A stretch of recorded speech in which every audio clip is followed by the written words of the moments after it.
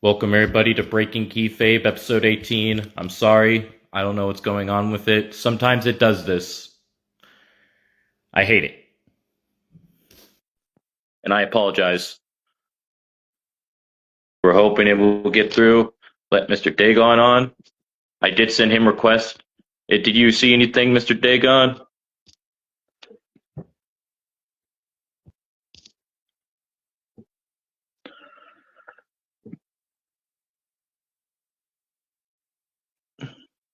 Welcome back, Zoe. Welcome.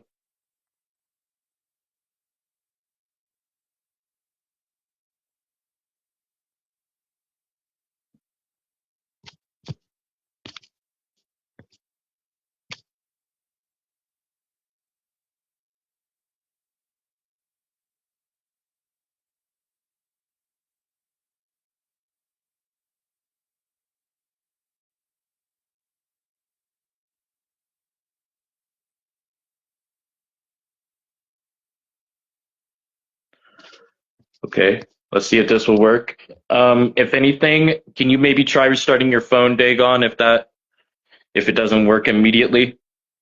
We'll get you on.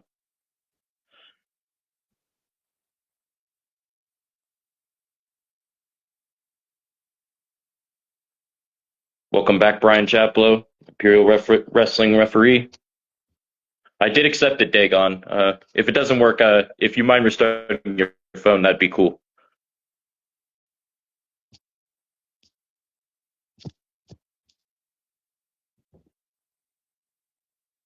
All right, cool. Welcome, the genius, Colin Barker. Welcome. Yes, welcome.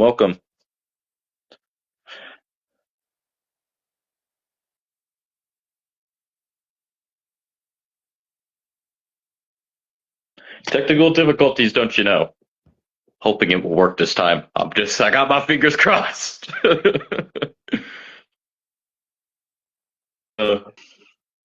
Remember when we had this trouble, Colin? Remember this?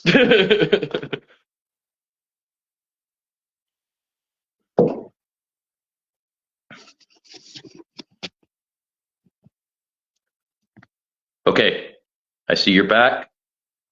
Boom. I accepted it.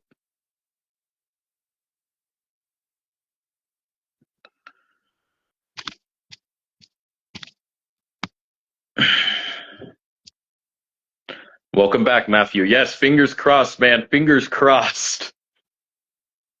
I don't understand why it does this. It will like go well for some people, but then some people will just be like, no.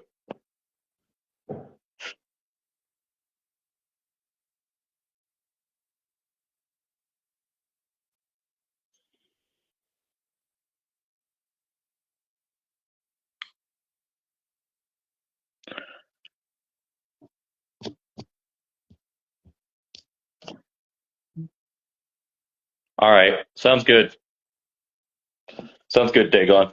Yeah, I only got the one phone. I don't have a computer. This is what we call ghetto. Very low grade. Hey, it was a good match between him and Persona. It was no easy task. Persona was the longest reigning champion for as the Imperial champion in a sense, you know. But then again, the title was vacated by Walker, which we hope for a speedy recovery. But Walker is never truly gone. He will always be Imperial for life. Yeah. Uh.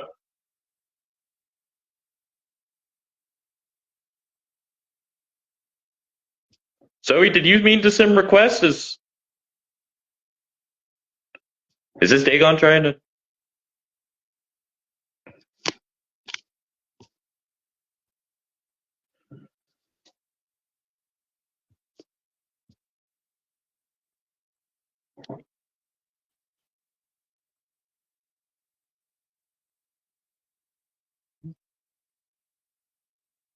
Oh,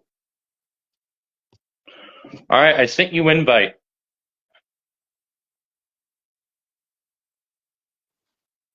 Well, hello. We got there. I hate technology, I swear, man. Can you hear me?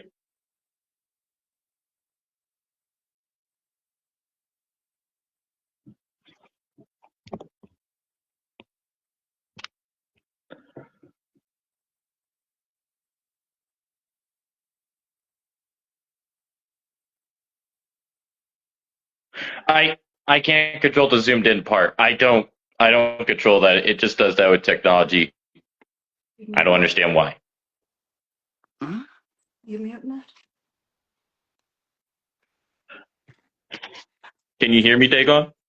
Yes, I'm just plugging this phone in on charge. Sounds good. Take your time.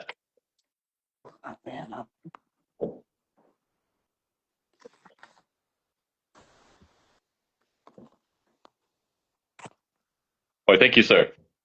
That was a bit of a nightmare. Yeah, agreed. Welcome, Ed Hunter. Looks like you got a whole army of brevs behind you. No, they're all logging in. Mr. Ethan says, "How are you doing, Mr. Dagon? How are you?" Absolutely fine. Also, you got some nice hardware recently from the IWF. Big congrats on that, by the way. I did. This right here. Show it off for the world. I can't see it at the moment because my screen is black, but after the video I'll be able to see it. But people could see Right. us. Yeah. So you can't say anything on your side? No, not on my end. If you see things on your side, then you're lucky. I can't. But I could see comments for you and all that fun stuff. But it is a true honor for you to take your time to come here with me. And I got questions lined up, and I also got matches that you've had from past, present, and future on here. Let's go through them. All right. Well, I would like to start off with, am I right to assume, and from what I could gather, you and DJB founded the IWF together and are co-owners, right? It is me and Persona. Oh, okay. Okay. What sparked your guys' passion for wanting to do this? Was this something that you've always wanted? Like you've always wanted to own your own company? Bit of a meaty question, this one. So we worked for previous companies. Yes. What? Take silly because you're muting. 2 minutes. Just using the missus phone, so yeah, so we worked for previous companies, and we left due to safeguarding concerns. So we effectively walked away from wrestling. And as we walked away, a lot of Persona's trainees followed them. So initially, that's why we created the IWF, for a place for them to thrive and still perform on a monthly basis.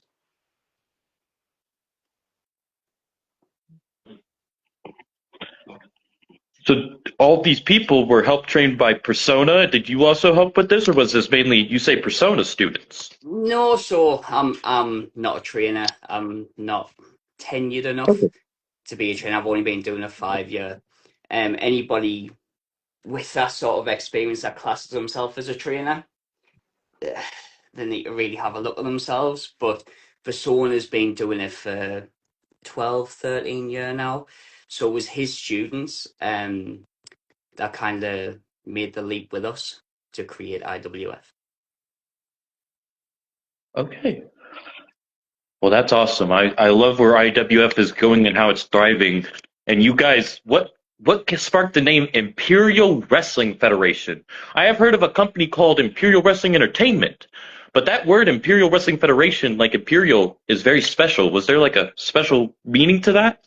It was more in that when we first discussed it, it was kind of like we wanted it royal themed, because what we intended to do moving forward was having a roster full of talent that made it feel like it was an empire, which I'm proud to see that we've kind of accomplished that so far.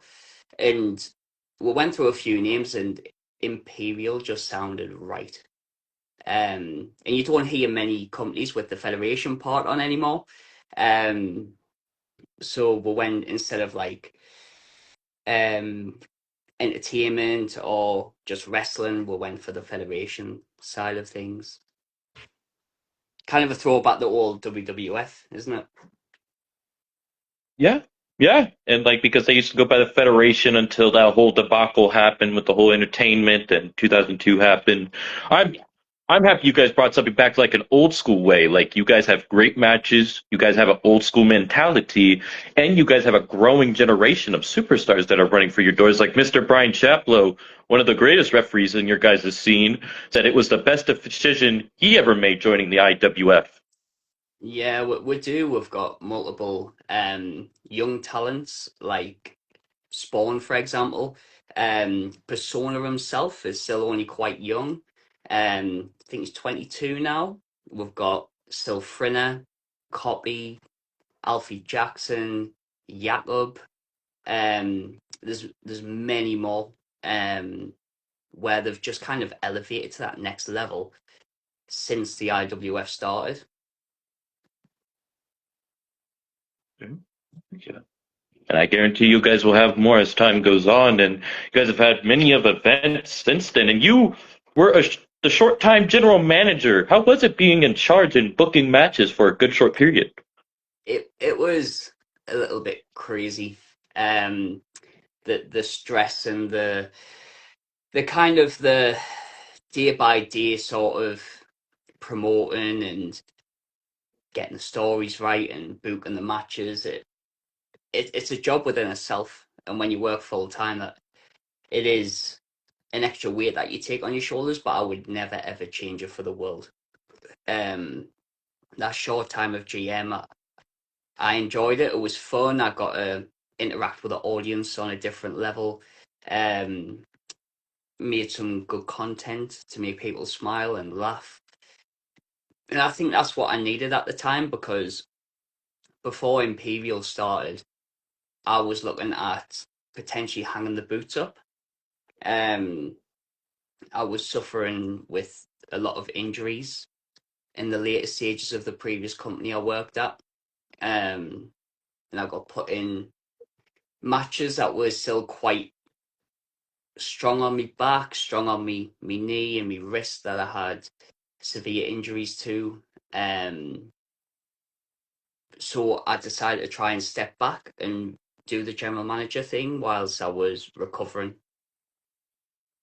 Because I didn't want to go into the ring and taking a spot from somebody that could put on a 5-star performance when I just sidelined myself for that benefit. So it was just your back. Was there any other injuries that we should know about that you were trying to recover from? How Um, was your recovery process? so the beginning of, if I'm right, 2022, I was going into a match. It was around about this time in 2022. I was going to a match with Walker, and I hyperextended my left knee. Ooh. Um, it took 16 weeks for that to repair. Um, then still in like the cold weather, the weather changes, I still feel it because when I went to get checked, they said that it would have been better if the ligaments were broken so they could repair. But it was like an elastic band. When you stretch it, you can kind of like see where it's getting weak, and it's always going to be like that. Um, and I suffered really bad with sciatica beforehand. Um, but one day up now, I'm recovering. Well, recovered. Well, we are happy you are still with us and your body's recovering, and you were still wrestling even with these like still happening, I'd imagine.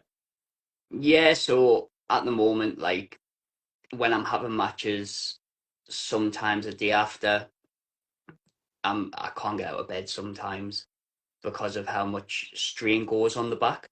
Um, it's not a case of who I'm in with. It could just be a simple match. Like our face Spawn, a drop kick and a gala show. It was a 5 minute match, and for the some were very respectful within the match. Um, not many bumps, and the next day I couldn't move properly.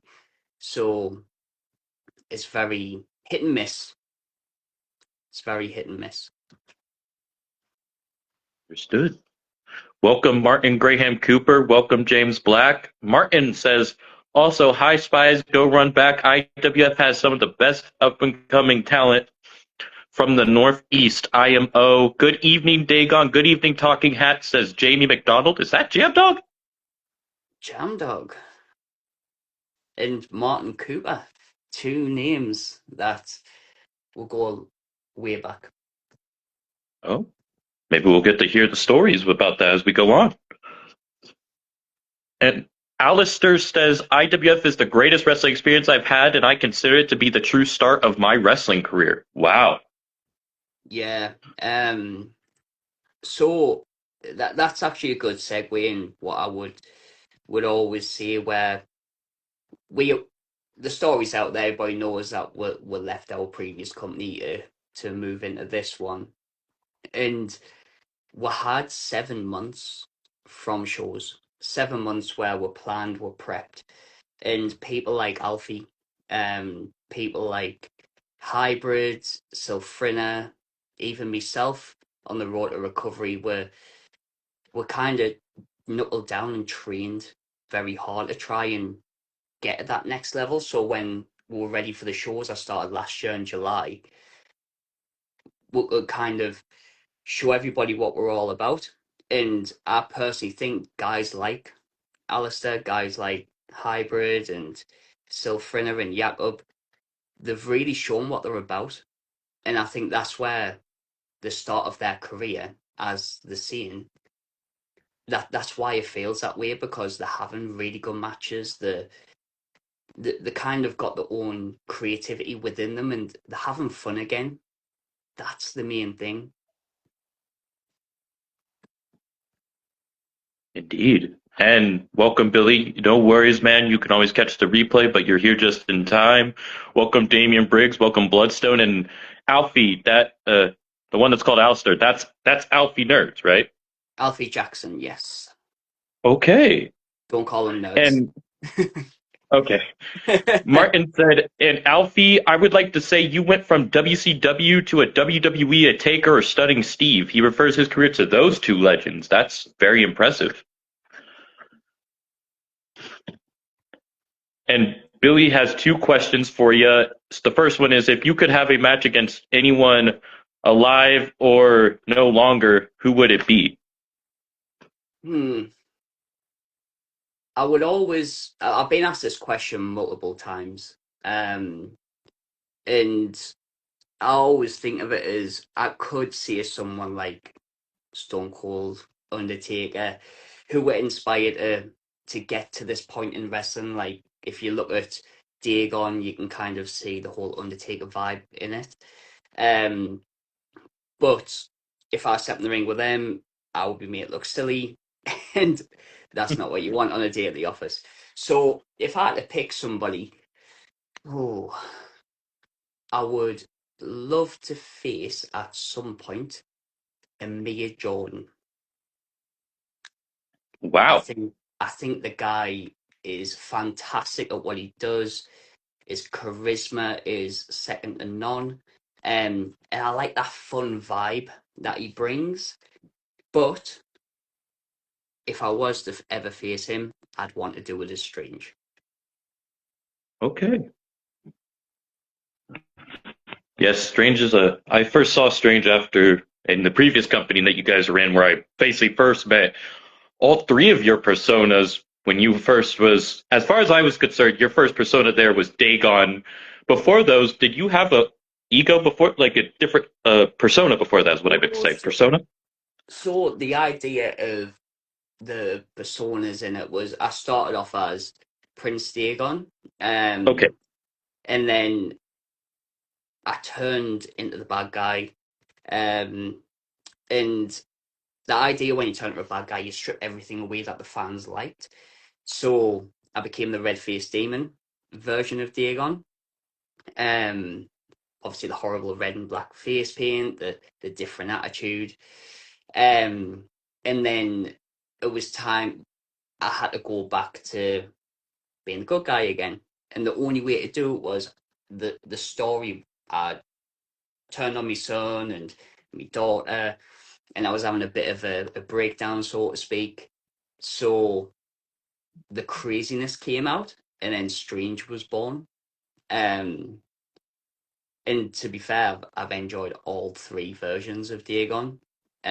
This one now though feels complete. Now I'm back to Prince of the Underworld. Um, just everything about it is what I envisioned when I first started. Because when I first started, I didn't have the money to get the proper gear. I wasn't as complete of a talent as what I am now, and I feel like now I've put it all together. And with the training from Persona, the seminars that we've done with, for example, the Grizzled Young Vet, Mike Quackenbush, just to name a couple.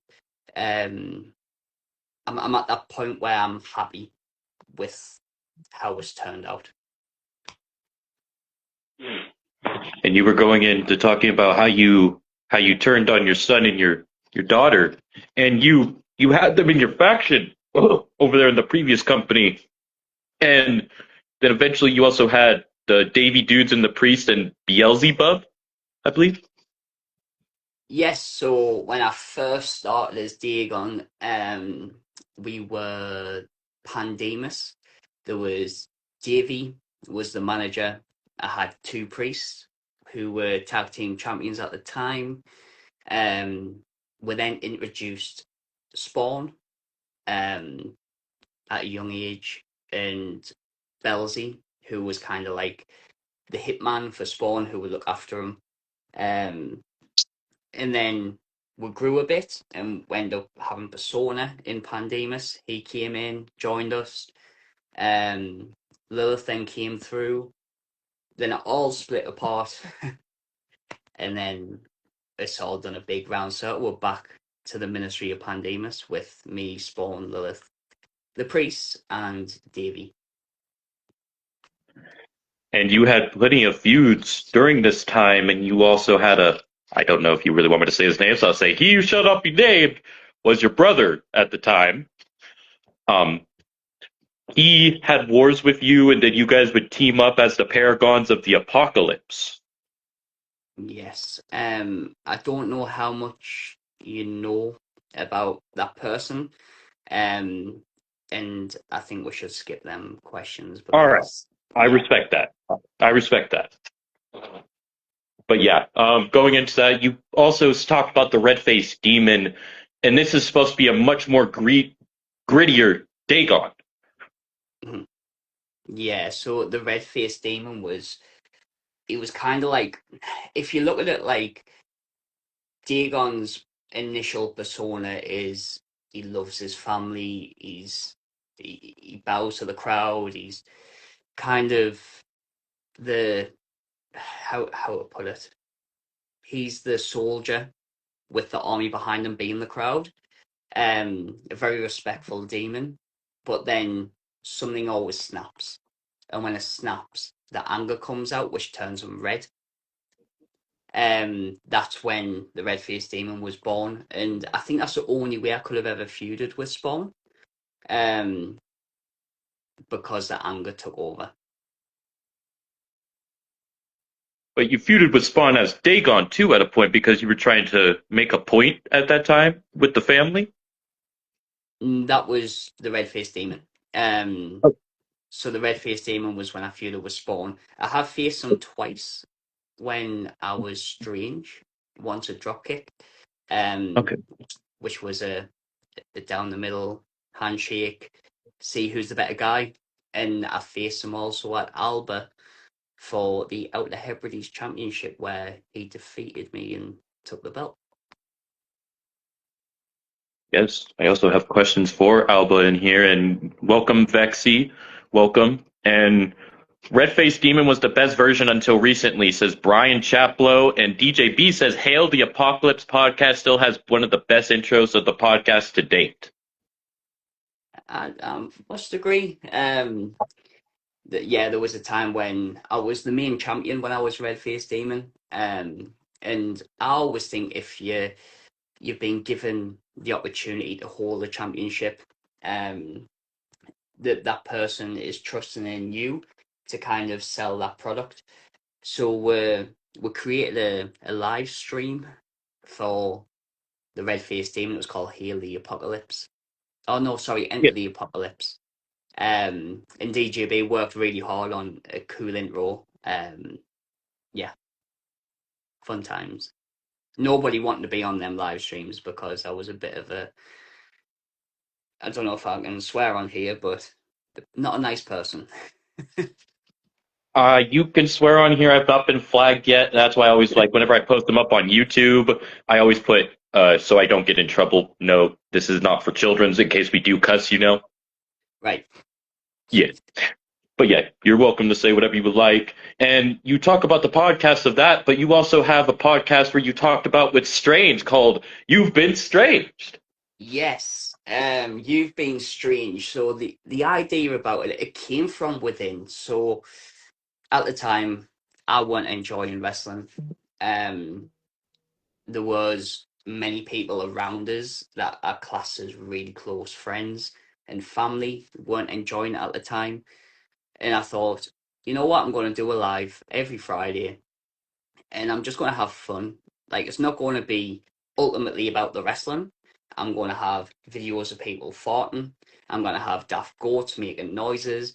There was a legend on there, the grandpa, who had one of the loudest farts in the world. And and it was just a bit fun. Where we had an hour, and I just acted silly.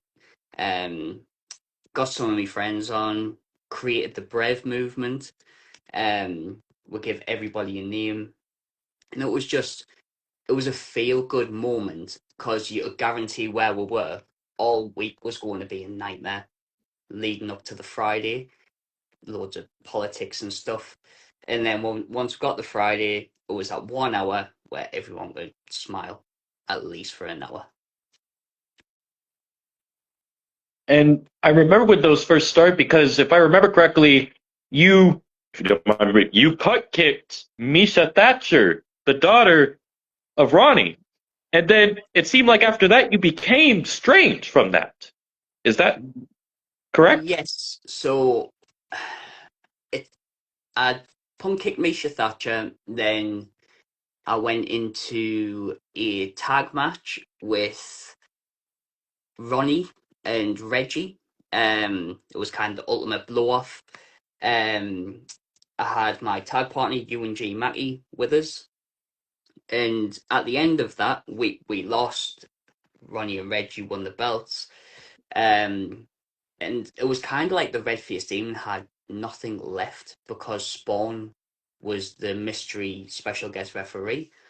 And at the end of that match, Lilith, who was the Red Face Demon's manager, came out and threw the Paragon's t-shirt at the Red Face, um, hit him with a Hurricane Rana, and he had nothing left. So all he ever craved was to get his children back, and that's what sent him a bit strange, should we say? Yes, and everybody, so you're getting a lot of love as Strange. Strange was awesome, says Martin. Alistair says Strange ultimately was the greatest face of Dagon, and sadly Matthew was not able to see Strange because he was blocked from said company. Thou shall not pass. And Luke Miller was talking about when you were a heel. He said, "I loved Strange, but say it as it is. You were a dick ox." XOXO. I was you froze there. He said Say it as it is. You were a dick XOXX. So I think he's trying to say I love you though. No, that's true. That's true. When I was the Red Faced Demon, kind of the script was go out there and be as much of a prick that you can. Get those fans that once chanted your name to hate you. Um, and that's what you got to do when you turn to the bad guy, I suppose. But there's always that fun-loving guy behind it, which initially was strange. Indeed. And Billy, you may want to go watch the replay because he did basically answer that in one question each. But next one I have, you've talked about Imperial's very close with Dropkick was like their first partner company, I would say. That's right. That's right. The story from that was I worked with Colin, the owner of Dropkick, in another company beforehand, and well, in two companies. I worked with Colin, and he become a really, really close friend of the family. Um, like when I say a close friend, he kind of become part of my family. Um, when significant moments happened in my life, Colin was always there. He was always like, for example, when my grandmother passed away, really affected. And Colin was one of the only ones that every day would reach out. He started making us flapjack every show just to get that smile in the Lilac family. Um, and he got kicked from a previous company. I'm not 100% sure what had happened, but we were kind of told not to speak to him, or were kind of made out not to, and never worked. I was always going to speak with Colin. Um, and when we kind of broke free, I felt I can I can reach out to Colin and kind of make amends for not seeing him as much as what I used to. And we got chatting, and he booked Spawn a dropkick. Spawn was awfully grateful. And then we got chatting about Imperial. Um, Colin straight away offered his services with helping us with the ring hire. Um, helped us with sorting out the insurance for Imperial. Helped with a lot of things behind the scenes. So that's where kind of our connection comes. And also one of my early trainers, Ronnie, who is part owner, I believe, at Dropkick. So yeah, we've got a very, very close connection due to that. And I'm glad that you guys have that connection today because Dropkick and Imperial are both thriving. And what I've noticed with Colin, whether it's storyline or not, I've noticed he's always been there for Spawn. Like, and there was a time where you were in said company beforehand, and you said, "Take care of Spawn and Lilith," and he really looked out for Spawn, like he was like his own. Yeah, I mean, I don't have to mask it. I know it's in the previous company, but yes, I was a part of CCW for 4 year, 4 year coming on to five, somewhere around that. And when Spawn came through, Colin, there was a moment where it was Spawn's first match, and it was me and Spawn versus Walker and Tommy Diamond. They were the Diamond Exchange at the time. Um, we won the match. Spawn got his first pinfall, and he walks over to Colin on commentary, and he says to Colin, "You know what that is?" And Colin's like, "Don't you dare!" You know, genius. And from there, he took a shining to Spawn, and Spawn took a real shine to Colin. Um, and Colin takes great pride in learning Spawn like stuff outside of wrestling, like making sure that he knows how to cook, life lessons, stuff like that. He's kind of like a granddad figure, if that makes sense, to Spawn. Yeah. Um, and he's very similar with a lot of other talents. Just I think it's more predominant with Spawn on screen because he kind of managed Spawn at one point as well. Yeah. That's understandable. And if I did not say it beforehand, R.I.P. to Grandma Lilac, I think is what you guys called her. Yeah, that's right. Thank you. R.I.P. My love and thoughts to you guys. And you were talking about that tag match, which took place at what I got down at National Colliery Brawl back in That's right. CCW. Yes, Yes. that would have been, it's either 4 or 5 years next month. Would have been Spawn's first match, yeah. Wow. You guys are going to have an It's, anniversary in honor of that. yeah, I mean, I didn't think about it until we just spoke about it there, but yeah, and next month will be, it's either 4 or 5 year that he's been going. Okay. Wonderful. And speaking of your characters, what made you think of the character Prince Dagon? Because I would imagine that's from the deity, right? From the DD, did you say? I believe it's a deity, as far as was recall. And I'm not trying. I don't want to say like what religion is it because I don't want to be All right. rude. All I know is I believe it's based off a deity. Um, so the initial idea I had for a character was the white meat baby face, sort of like Chris Jericho vibe in the pink bottoms and just like your standard, if you go on a WWE game and you put a pair of bottoms on EI character, that's kind of like me was my thought. And we're closing on Halloween, and I've always been quite artistic.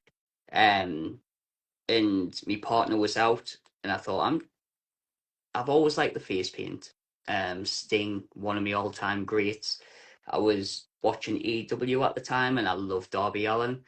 Um, so I painted my face, and I really liked the look of it once I'd done it. And I was like, I need to kind of be in with Pandemus. I need to like be that dark setting because that's what I enjoyed growing up, like Crow, Sting, Undertaker, Kane, Bray Wyatt was one of my favorites at the time, Mankind, and I thought to really portray something, you have to have an interest. You have to get excited about what you're doing. So I think I got the gimmick spot on before I even set foot in the ring. And well, like on a show, like during training. Um, then I looked at a few different demon names, and the initial idea was Dagon Hades, and I didn't quite like the two barrel name. Um, so it was set to be Dagon, Prince of the Underworld. And it just took off from there. And Martin stated, I remember a certain show Taylor put on where Strange met a certain Scottish guy and made fun of him. Do you know what he's talking about? When I met a certain Scottish guy, That that's what he's that's what he said. And this he was a said, show that Taylor put on. I think he's talking about Taylor Troops. all right, that would have been wrestling with pride. I mean, this isn't really narrowing it down because when I was Strange, I made fun of pretty much everybody. Yeah. And my biggest feud as Strange was a big Scottish guy known as Jam Dog. Oh, you guys have had your fair share of wars in the ring, like everywhere, I would say, about except IWF at least. Yes, we have. I know that we've had multiple. Well, we've had a death match at an over 18 show together. We had a hardcore match on my last ever show at CCW. Um, we had a three. Was it a three stages of hell? Was it classed as? Well, it was a three fall match where the first one was a normal, the second one was a tables match, then it went into a last man standing, and that also faced him for his home championship, um, as the Outer Hebrides Championship in the earlier days. Yeah, so we've had quite a few matches together.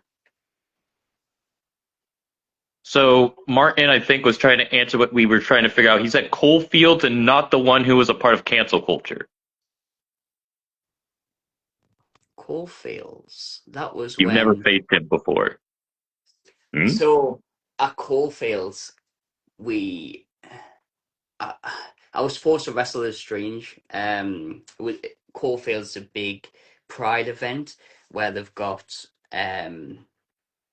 live singers on. They've got stalls there, rides and stuff.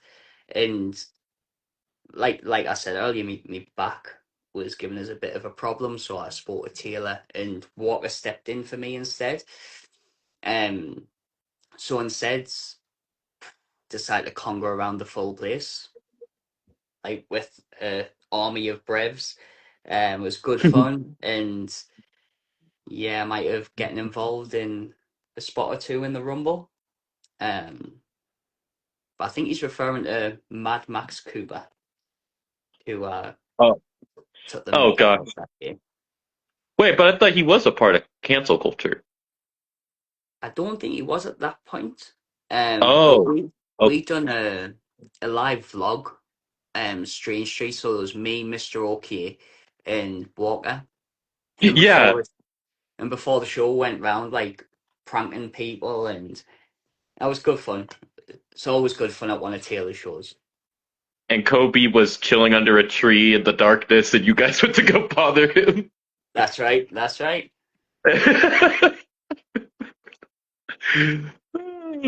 Oh my gosh. Welcome, Uncle Adis. And Billy says that you're cool. He's a friend from my side of the world, and he thinks you're a cool guy. So I'm glad that I hope people look into you and what you do. And he said he meant not Jam, but the one in CC. So he was talking about Mad Max Cooper, probably. Yeah. Oh, welcome, Rico Justice. Evening. Welcome, Kirsty Renison. I think I said that right. Kirsty she's part. I might be wrong here, but I'm sure she's part of the management team that runs a show that we are attending tomorrow, Oh, which is UWA's first show, and that is also UW in what? Sunday. UWA. I'm sure Oh, it's classed for Ultimate Wrestling Alliance, I believe. Um, so yeah, they're another group that left the promotion that we left before. Um, they've kind of went their own direction. They're starting out fresh, and they've been attending our shows. Quite a noisy bunch, but a good noisy bunch to get the crowd going. Um, and they're hosting their first show in Sunderland tomorrow. This is what it's about, though. Um, there's a lot of stigma around promotions not supporting each other. Um, and they've supported us quite a bit over the past few months. And even though they're in Sunderland, we're both in Sunderland. Um, do I look at them as competition? Every promotion's competition. But do I want them to succeed? Yes. Even though they're in the same location as us. Um, realistically, I'd love Sunderland to be thriving every week with different wrestling shows, and I've got nothing but luck to wish them. heck yeah. Well, when UWH does start, do you know where they're going to be filming from? Is it going to be like live on Facebook, live on YouTube, or Um, I believe that they're going to be doing what we do. So we have a camera crew, and our stuff gets put on Patreon once it's been edited by DJB, with commentary and stuff like that. Um, but I'm not 100% sure. I don't know. Kirsty will probably be able to tell you better in the comments. okay, for sure. Well, we look for them to thrive, and I can't wait to see it. And we talk about your other persona, Red Face Demon. Where did that idea come from? At first, I'm not gonna lie, and this is not an insult. If you take this as an insult, I'm not trying to insult you, but I thought you maybe copied it off of Insidious, the Red Face Demon from there. So when I turned into the bad Dagon, we'll just sort of speak, so I don't use wrestling terms. Um, I tried smudging me face paint, like, take away the sharp edges, like what the fans like. Um, Still didn't work. I was still getting cheated. I was hitting people's moms with the championship belt. I was beating up the ring announcer, and I was still getting a cheer. And I'm thinking, what can I do? I need to remove this. And funnily enough, one of my favorite films ever is Insidious. And Yeah. I was watching it one night, and when I seen the face, I thought I could replicate that in what I'm doing, because the is he called the Red Lipstick Demon or the Lipstick Demon or something like that from Yeah. And Insidious? I know some places I thought he was called Red Faced Demon, but I know that's your persona, but I guess he's called the Red Lipstick Demon. I think you are correct. Yeah. And the reason for it is because the guy that plays it painted his face with red lipstick. That's what he used instead of face paint. Um, and I thought, I'm going to take inspiration from that and become the red faced demon. And that's kind of where it stemmed from. So yeah, Insidious plays a lot in the spin of the red faced demon. Okay. Rico said that you were, as the Red Faced Demon, you were evil personified. Welcome, Jack Stoker. And Martin said, I'm not sure he is talking about here. I hear he is back with training this week with Matthew, and it was good day for him. I think he was talking about when we were talking about Mad Max Cooper. Right. Oh, that's good to hear. It's good to hear. If Mad Max is back in training. Um, Again, like, I know another guy that has been out of wrestling for a little while, BMD. He's just gone back to training, I believe. It's always nice to see people getting back into it. Um, because, like I say, you can easily lose your love of wrestling due to politics and stuff like that. But when you find that spark again, like, I'm riding a high at the moment. I feel like I'm part of one of the fastest growing companies in the northeast of England.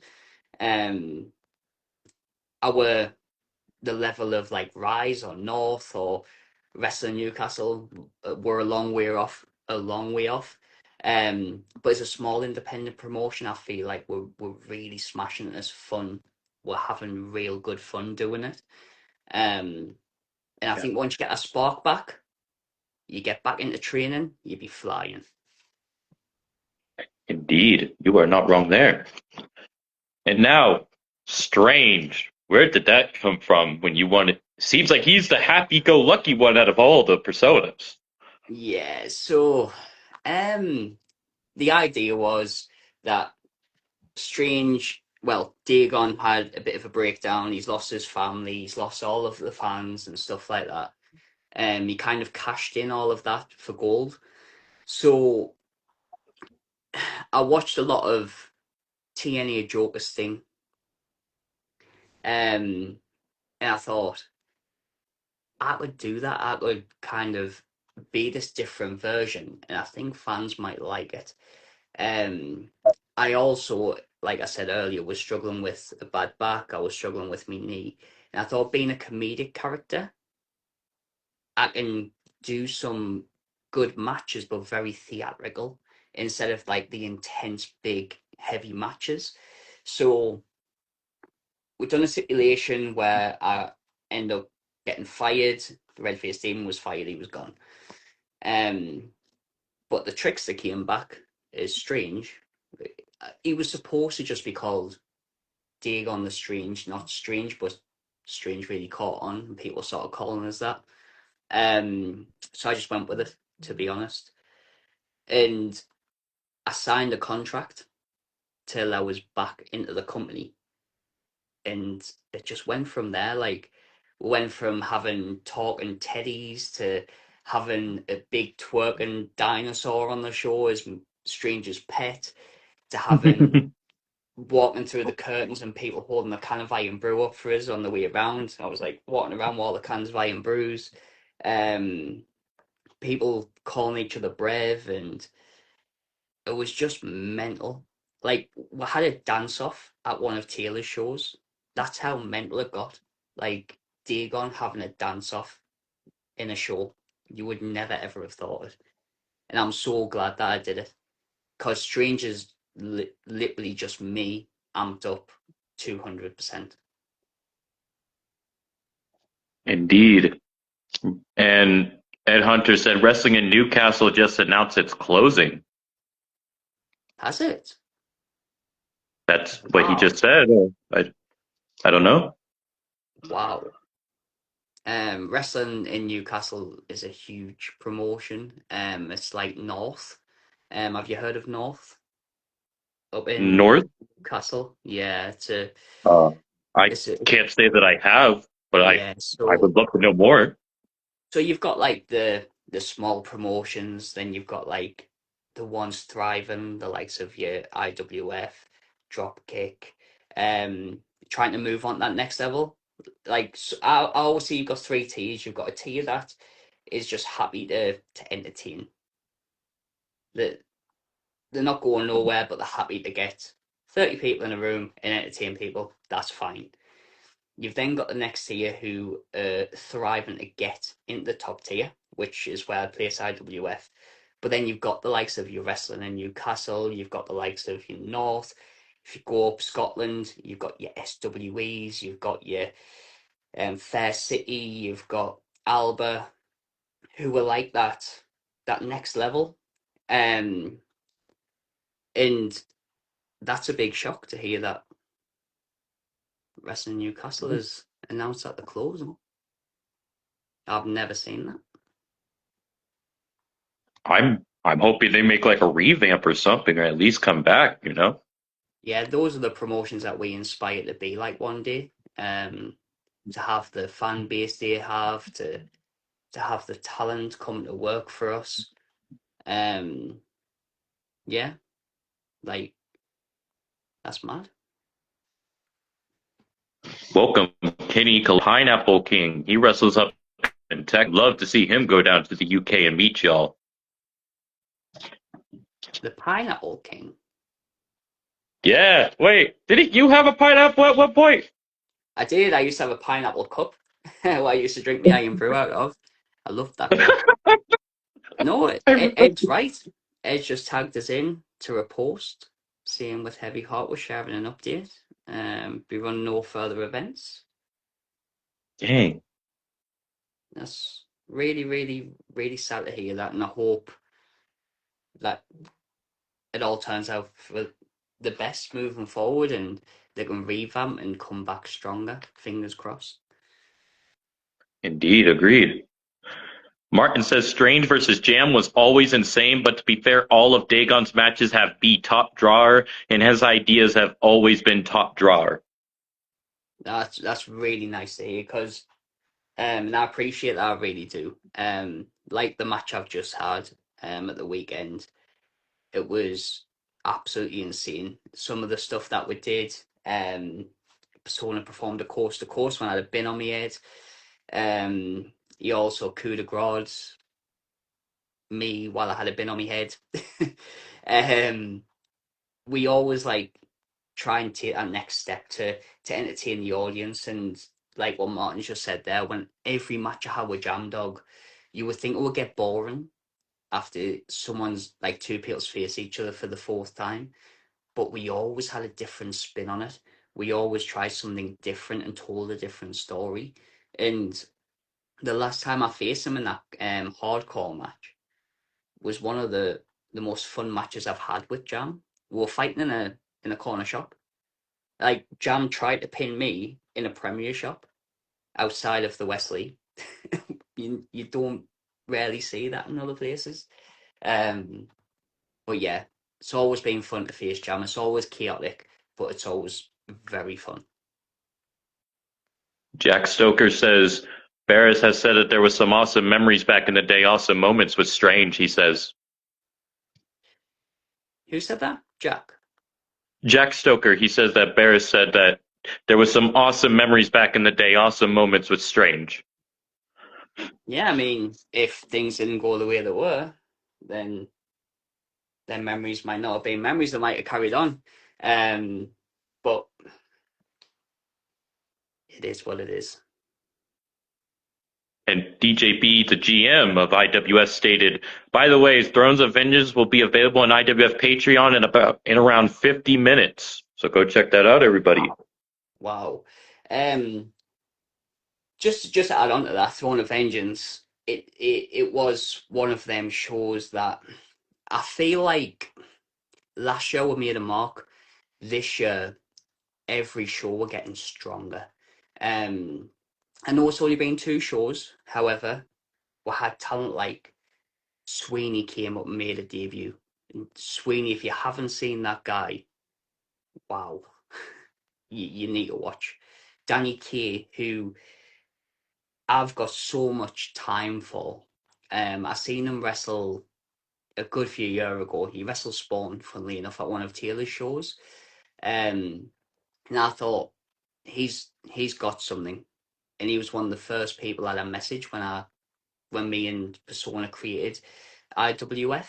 Um, Jakob, the stuff he can do for his age, I would not be surprised if he didn't go the distance.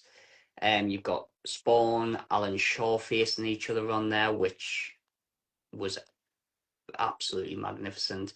By the first women's championship match, Silfrina, Piper Reynolds, Penelope Grace, and Kirsty Love, 4 absolute bangers. All 4 of them. Well, 3 of them are the next generation of women's wrestlers, in my opinion. Kirsty, she's travelled all over the UK. Such a talented wrestler. And then in the second half, you've got people like Asylum, our tag team champions in Thunder Flash, who are absolutely fantastic. They faced Next in Line from Scotland, who are 2 amazing up and coming talents from Scotland. And then to top it off, a coffin match between me and Persona. So it's a show you definitely don't want to miss. And speaking, since we are talking on it, we could talk about, if you like, about IWF Throne of Vengeance when it came to that coffin match between you and Persona for the title. And then you became the new Imperial Champion, which you are currently holding. I am. It's right here. That match was up there with one of the most grueling matches I have ever had. It was so intense, and to be in the ring with someone like Persona, um, it it sounds cliche, but it's quite special because not only did he train us for a long period of time, he still does. Um, some of the stuff that were pulled off was insane. The trust between us is up there. Because every wrestler knows if you go into a match and there's certain things that you plan, if you haven't got that level of trust in that person, you ain't going to do it. Because you are realistically trusting that person with your life. Um, but it was loud from start to finish. Before I come through the curtain, the crowd was going. And that wasn't just because I'm a popular wrestler at IWF, it was because of how well Persona really paid off the fans as well. He's great at what he does. And then it just got louder and louder and louder than the big reaction at the end. I couldn't have asked for a better championship match than that. Indeed, it was freaking congratulations all around to everybody there, and including you, new champion. Can't wait to see where your reign goes. Welcome, Hamza Faze. Welcome, James Barris. He says, "Have a good show, guys." And Kirsty, Kirsty says it was an amazing match, so she's also complimenting it. I appreciate that. Yeah, like I'm always open for feedback on any of the matches, the show. Because in my opinion, if wrestlers give me feedback about the show, I can kind of take that on board. Um, Fans give us feedback all the time. Like I'll get a few messages from certain individuals. Um, and when you get them messages saying that was amazing, like well done, and like you just feel fulfilled, if that makes sense. Like you Yeah. feel like you've just give 20 minutes of fun entertainment, and these fans actually appreciate what you do, and just as much as we appreciate them. Um, and yeah, it was an awesome feeling. I didn't get to sleep till 5 o'clock the next morning, so I was still absolutely amped on adrenaline. Um, but yeah, it was. Yeah. I appreciate all the comments about the match. And here comes one of the ladies that you complimented earlier in that to crown the first IWF Women's Champion, Kirsty Love McCluskey. I think I said that last name right, right? I believe so. Yeah. Kirsty was someone that whose name was down from the beginning when we started planning the women's division in IWF. I believe that Kirsty had some form of time with Persona when Persona was younger, training Persona. So realistically, to have like to face my trainer on the night and have his trainer there as well, it was quite nerve wracking, to be honest. But yeah, I think having Kersey in IWF is a big statement overall. Agreed. Welcome, Jesse Daniels. Welcome, Becky Schellenberg. She says good evening to us. And Martin stated a match that he would like to see happen. Spawn versus Dagon versus Danny Kaye versus Sam Taylor versus Persona. Wow. Wow, I think Martin wants me to die or something, doesn't he? Wow, I couldn't keep up with them young cats. I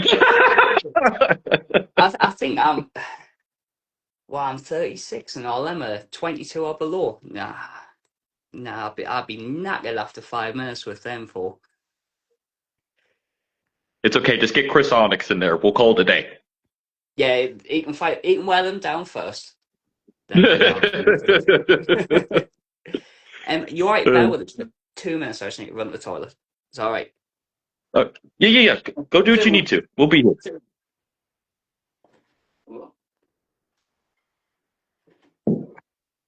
He went to go take a break, everybody. We're still here, though. Do hope everybody's having a great day. Oh my gosh. Big Mick is in the house. Yes, it is a great promotion, Big Mick. Very much indeed.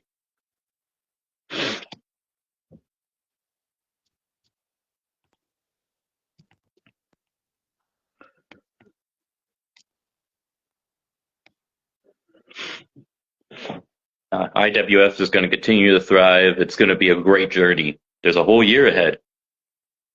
Uh-oh. Okay, for you, DJB, I will. I'm kind of scared to get the answer.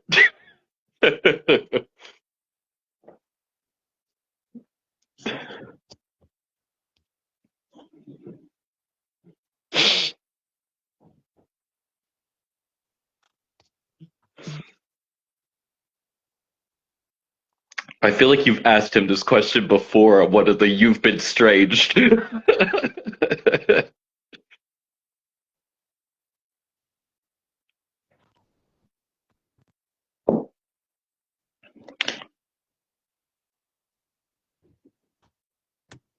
Also, he is. Are you calling him a sweetie, or are you saying that he's sweaty? Not that it matters, but I've washed my hands. Uh, yeah, I was just asked to ask you that. I was like, I'm afraid to get the answer. No, it's from a skit when I was strange. So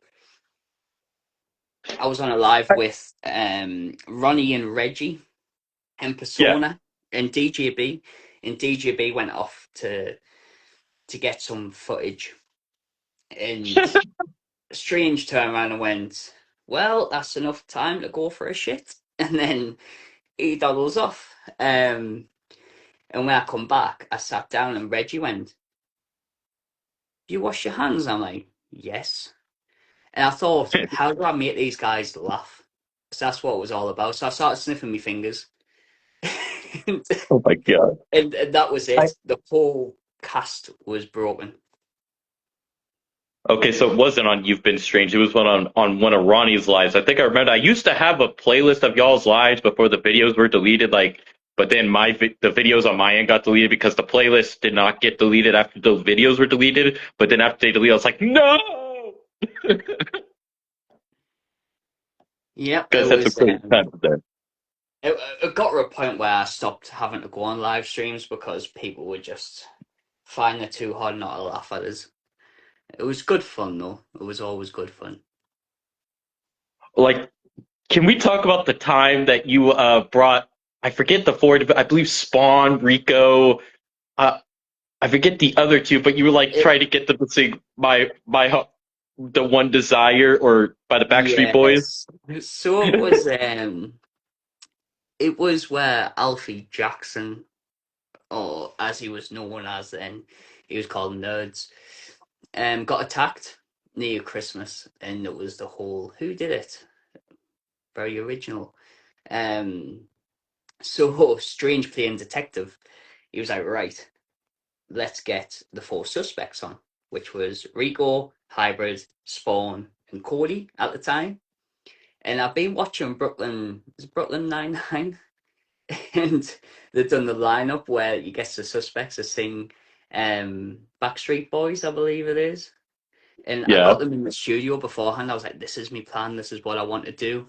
Um, and a couple were up for it, like Hybrid loves a good song, loves a good sing along. The rest were like Spawn was fuming. Um, but we did it, and again, like little moments like that, like it just puts a smile on your face, and it makes you enjoy what you're doing. And that was the whole reason for it. But it added nothing to the story. It was just fun. It was great. It was amazing. Like no, even the lives you guys do today still is fun. And you gotta. I know you know this man very well. Welcome Taylor T of Wrestling with Pride. Much love, Dagon, the little emo. There's another guy that went and he's tore away and he's got Wrestling with Pride now. Um, I've attended a couple of his shows. I've been on one. Actually, I faced Jam and Ewan at his show as well in a hardcore match.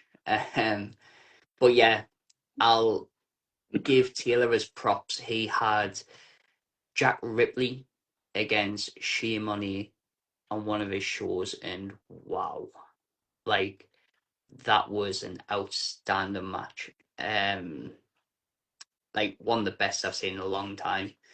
And some of the talent that he gets in, Spawn's part of his roster. You've got Prince Pellier, I believe he's called, absolutely phenomenal wrestler. Donny Bold, very good. Ewan G. Mackey, veteran. Like anytime you get some time in a locker room with Ewan G. Mackey is well worth the conversation. She learns Hmm. so much from him. Um, just the talent that he's got and the principle behind it. So he said it on one of his live streams the other day where the LGBTQ plus, if I've said that right, community shouldn't only be celebrated once a year. They should be wrestling all the time.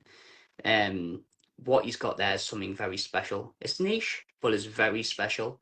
And I hope at Bash and Biker, a lot of people get there the beginning of next month and make some noise because it is one big party and it's really fun.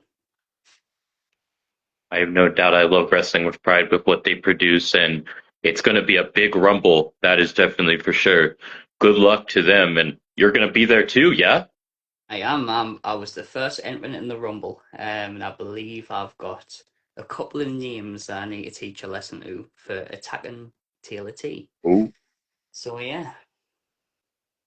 What about Dame? Well, the Dame,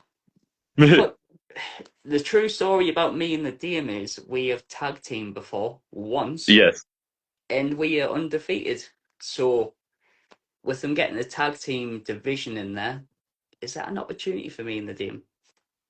Who knows? Indeed. I would love to see that again, and I know many people would as well. And Mr. Matthew, said something regarding when it came to Newcastle closing their doors. He said this: sometimes closing can just be an extended break. Behind the scenes, all wrestlers are human beings and so are promoters. And often promoters have several full-time commitments before wrestling, and things happen that we're not privy to. Hopefully Win can come back soon, but sad to hear they're closing. Yeah, no, I totally agree with that comment. That statement there is perfect. I mean, you do have some promotions where the promoter doesn't work and then put all of their effort and time into doing it. But working full time myself, as I said earlier, this is like another full time job. It really is. And I'm lucky to have a team like me and Persona who own the company, but then I've got a team around us that if I need to take some time out, like I had to do not too long ago when um my partner's mother passed away, I had to take a little bit of time myself, but they kept the empire going. Um, but yeah, I totally agree. I hope they come back bigger and stronger. Welcome, Phil Marshall, and he said this to you. I think it's important for Dagon to know I'm currently having a nice, relaxing poo. Say hello to the keeper of the horses. Handbrake for me. Nice. Well, I hope you don't pop a blood vessel. That's for one. Um, That's but yeah, that's an intense shit, man. When he's out there and he popped the blood vessel shit. no, he's grateful. He's great. And DJB said the keeper of the horses' handbrake is Alistair, aka Alfie. Oh boy. Ooh. Yeah. I think uh, that one's kind of went.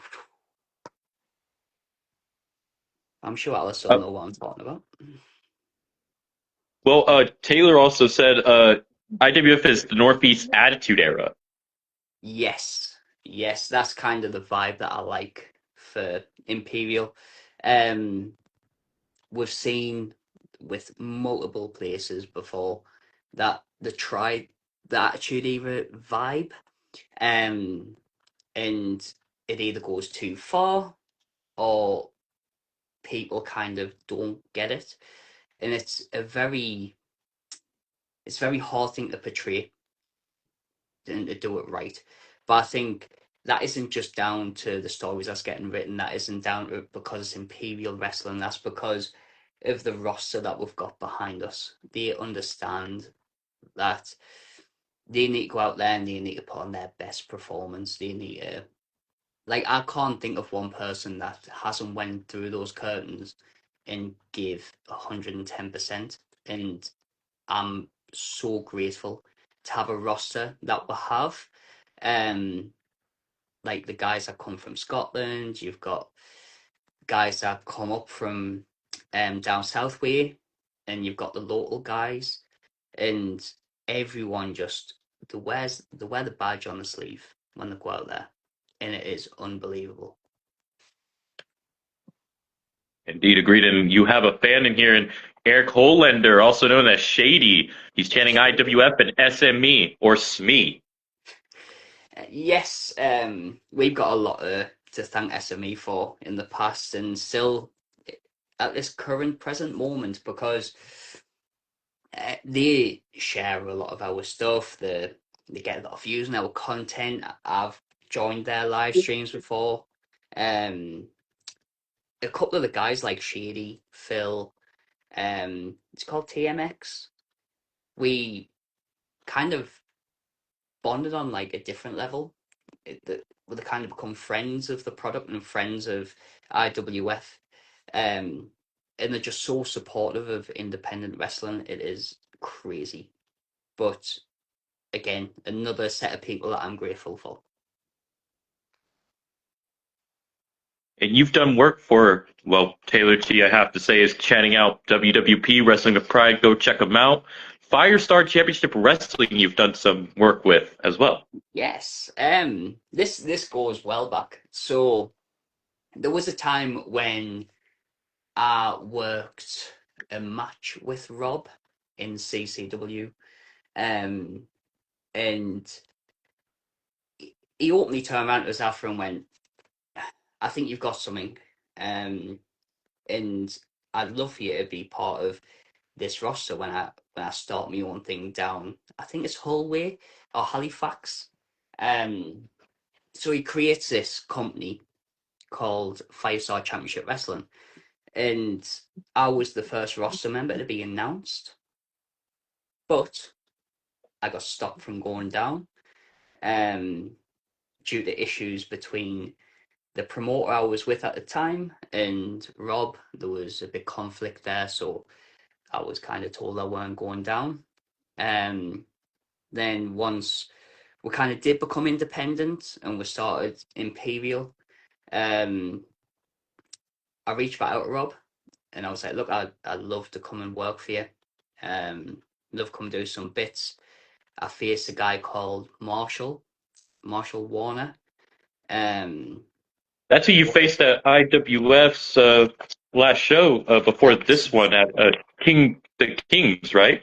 King's Rebellion, yeah. So I faced Marshall twice now, but he was um my first opponent down at Firestorm. Absolutely outstanding wrestler.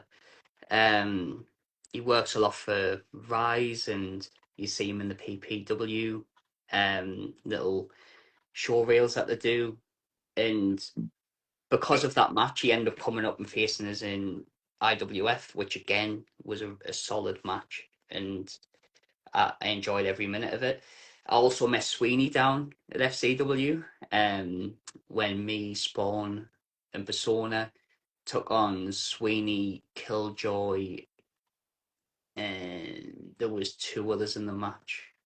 I can't remember the names. I do apologize, but Good. Sweeney was one of them. Matty Carter was one of them, and there was this devil guy, but I never remember his name. But anyways, I seen Sweeney, and I was like, I've got to get you with IWF. And then I faced Alfie Jackson in FCW not too long back in a body bag match. That was Yeah. fun. That was fun. So yeah, worked down FCW. We've had KT Gold up at IWF along with a couple of the other trainees from FCW. Some of Rena's been on our shows a few times. Again, it's promotions working together, and that's what makes everyone stronger and everybody kind of wanting to support each other, and that's the way wrestling should be. Exactly. Exactly. Like you guys are showing support for one another, and like we've already talked about quite a few things, people and companies that you've worked with or work with currently, and it's amazing, and it continues to grow. Like with UWA having their first show, like that's incredible. Yeah, I'm looking forward to it. I know that it's just from personal experience when you start with nothing and you create a brand like we did with IWF. It's stressful. It's it's tough being away from the ring for that long. Um, but then I, I can't describe the feeling I had the night before our first show Grand Slam.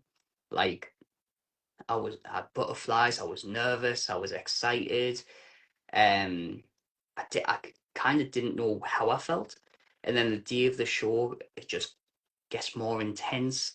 Then when you see that the fans come in, you think, right, we've got the fans. We're finally getting here. Now it's time to show them what we're made of.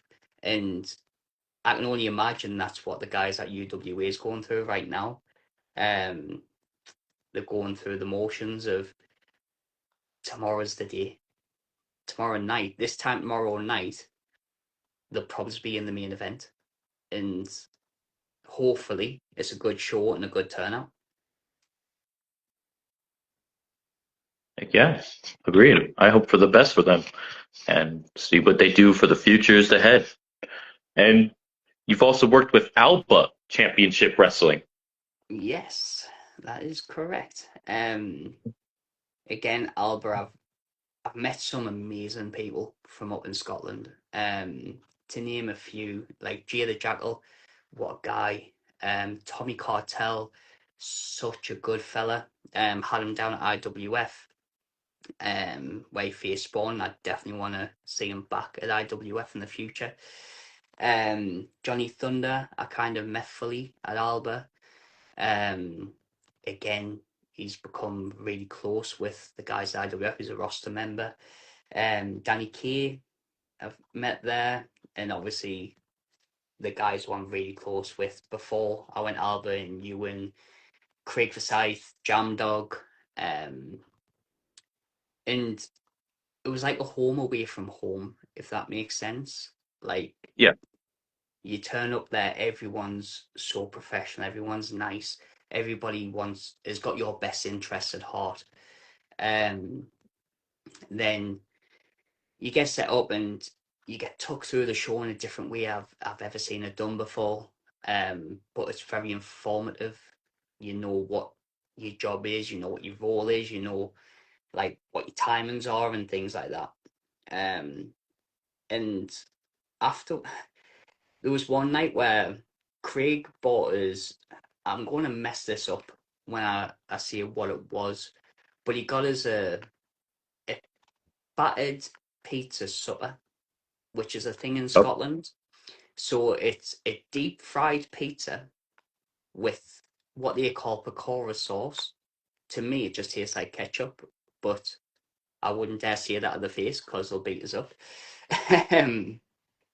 And it was, like I say, it's just an all-around mental experience being at Alba, but one of the greatest experiences I've had in wrestling. The guys are so genuine. Like when the ring gets put up, the likes of Thunder, Jackal, we're taking Spawn in the ring and learn them a few different things. And I mean, you can't ask for much more. You can't ask for much more.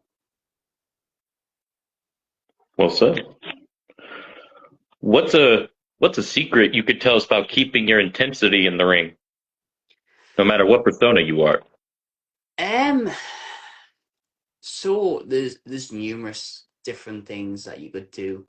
Um, First and foremost, I think when you first start, try not to run before you can walk. Um, there will be people or there will be promoters that will just throw you in the ring. You don't know your basics that well, and as a young wrestler, as a new starter, you'll jump at any chance to get in the ring, right? Your mind's going a million miles an hour. Then as soon as someone says, "Oh, you're good enough, get in a rumble or get in a match," you're like, "Right, I'm going to do it." Where that will stop your intensity levels moving forward because you won't be bumping right, you won't be taking moves right. Um, you'll be doing things. You'll look terrible for one. And later down the line, that causes big issues. Nobody looks at further down the line. I think that's where most of my back problems and stuff come from the earlier days. So that would be the first thing. Don't run before you can walk, because later on down the line, it will affect you and your intensity won't be up there. The second thing would be do what you're trained to do. Don't do anything that you're unsure of. Stick to what you know, and it'll be very fluent, and the intensity is easier to bring as you go on, and have confidence in what you can do. If you're confident, you can keep that intensity level up. There will be times when you get haggard, but the adrenaline carries you through. There's a lot of different factors in it, but for me, that was what I've learned along the way. Thank you for that. And DJB stated this: I remember standing next to you at Grand Slam as the doors opened, and the look on your face when you saw a room packed full of Imperial supporters is one that I don't think that can ever be duplicated. I mean, replicated. Hashtag the Empire reigns.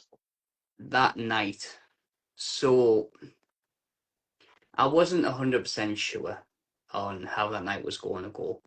There was fans being messaged to not attend our shows. I'm not going to say who by or what's been going on, because that's not what the show is about. But fans were getting messaged. There was posts going out about us, which was a load of lies. What to consistently see, like kind of say to everybody, right, this is what's being said, this is the truth. So it kind of contradicted what it was, and it got stronger and stronger closer to our first show. So our first show come around, I'm thinking, right, let's see how this turns out.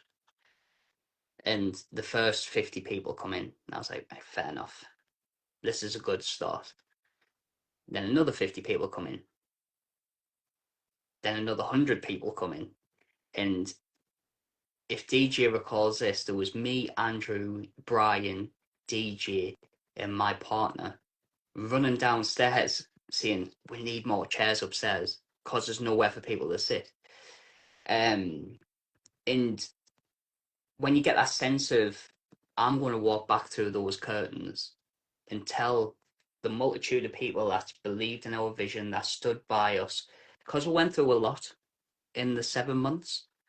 But the people that stood by our side, I'm going to go and tell them there's over 200 people out there waiting to greet us. Like, it was such a proud moment. And again, I can't really describe how proud I was of that. We had like people like Tom Campbell in the crowd, Oh, who gave us great feedback afterwards. Such a lovely gentleman.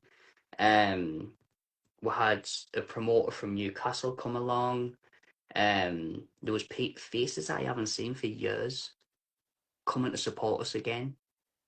It was just mental, and I'm hoping that every company that takes off, or every company that has got that dream of having a reaction like that, or having a show like that, they get to feel that too, because that's what makes the business so fun when people are invested, and it's just really hard to describe how happy that made Imperial at that point. I'm happy that Imperial's opened. And when I first heard about you guys starting your own thing, I was very excited. And I share your guys' stuff when I can. And I love watching what you guys post. And it's incredible. And I can't wait to see where the future takes y'all. Seriously. Big congratulations. And Brian stated, I got a workout and then had 7 matches to referee. Yes, I'll give Brian his due. He referees all of our matches, and so the intensity of some of our matches is mental. And I know he won't mind us saying this, but Brian, when we first met him, he was a larger gentleman. He started coming to the gym with me and Spawn. The transformation on him is second to none. He's really put the graft in. He's looking sharp. He's, like I say, he referees 6 or 7 matches, and the really high intense matches, and you think, are you not knackered? Because you're just going like a machine here. And he's getting the opportunity to referee at Mega Slam. Um, and he's starting to get the recognition that I think he deserves now. And last show, he was one of the people I hugged after I won the belt. Them moments, they carry personal weight to them. It's not just a show for the fans. That I do that. Like, I kissed the sunflower, raise it in the sky, give Davey a big old hug, and DJ, and Brian, because they've been there every step of the way.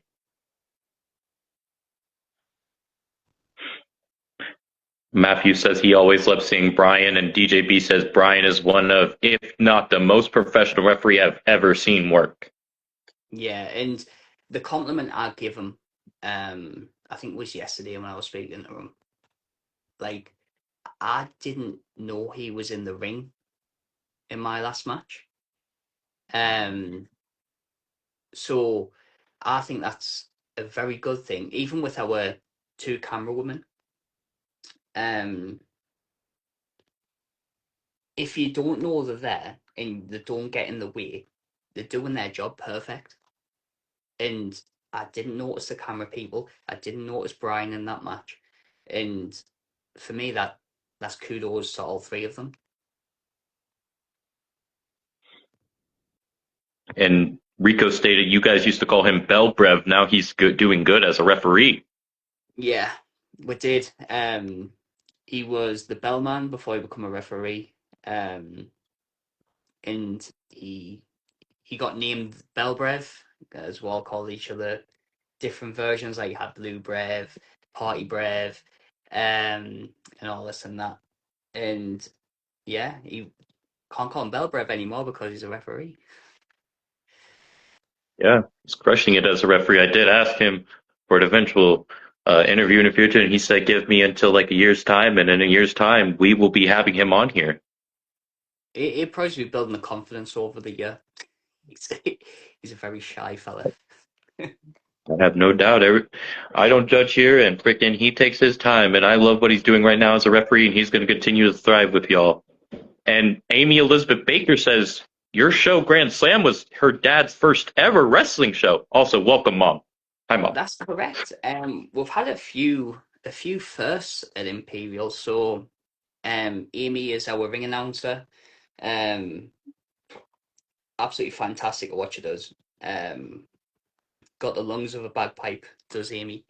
But yeah, her dad came to the show, and it was the first time, I believe, where a parent has come to watch her do her craft. We also had Danny Kay's family come down from Scotland, like a 3-hour drive in January down to come and watch him wrestle. We'll have the Polish party at every show for Jakob. And this is what I'm seeing, where there is moments that's built for the crowd, there's moments that's built for the product, but there's specific moments that's built for personal sort of values. And Amy just said it perfectly there. Like, that was a personal milestone for her. Big congratulations. Getting a lot of first steppers there, and I would imagine you have by now some IWF grown talent there that's only performed there, yes? Trying to think, have we? I don't think we have anyone in Imperial that's only wrestled at Imperial. So Kobe wrestled other places? Yes, Kobe has wrestled other places beforehand. However, we do have people that's only been trained by Persona, so there is that. But you'll never, ever, ever see a wrestler that only wrestles for Imperial, because once we get them to a level where we're like, right, let's get you pushed, we'll speak to other promotions for them, and we'll try and get them booked elsewhere. I can't say too much, but there's one of our roster members who's going to be wrestling somewhere else very soon. And it's really big for that person as well. And again, it's no one's tied down to one place here. Yes. Like, you come here, you put on your performance, and then spread your wings and fly. Heck yeah, that's always good. Yeah, that's why I was like asking if you guys had any grown talent that was like their first ever match was on your guys' show, but it sounds like everybody's competed elsewhere. Yeah, I believe we did have one guy called Sam who trained with us over the 7 months he trained before at a different company, but he'd never wrestled. He did make a Rumble appearance at our show, but due to him getting a new job, he can't make training. So if you don't train, you can't make shows.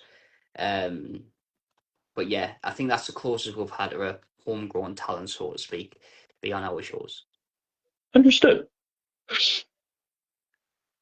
How do you prepare for a match yourself? Do you have a certain go-to routine that you do, or do you just go out there and do it? So when I get told a match, I like to create a story. So I think if you go back to any match I've ever had, there'll be some form of story to it. Because I think, what's the point in having two guys just going there hitting each other? The crowd won't care that much. Where if there's a story or a reason behind it, the crowd are going to start investing. Um, so that's the first thing I look for. Let's get the story right. And then I always plan in my mind what I can do, whether I'm the good guy, what can I do to get the crowd going? If I'm a bad guy, what can I do to really wind up the crowd? And then I'm a big planner, so I like to plan heavily beforehand. Couple of run throughs maybe, because I think, in my opinion, the fans are paying their hard-earned money to come and watch us perform. I want to be as close as perfect as I can be. So yeah, planning's definitely a major thing for me. Do you think that's what makes a great wrestling match? In your opinion, do you think that's what makes a great wrestling match?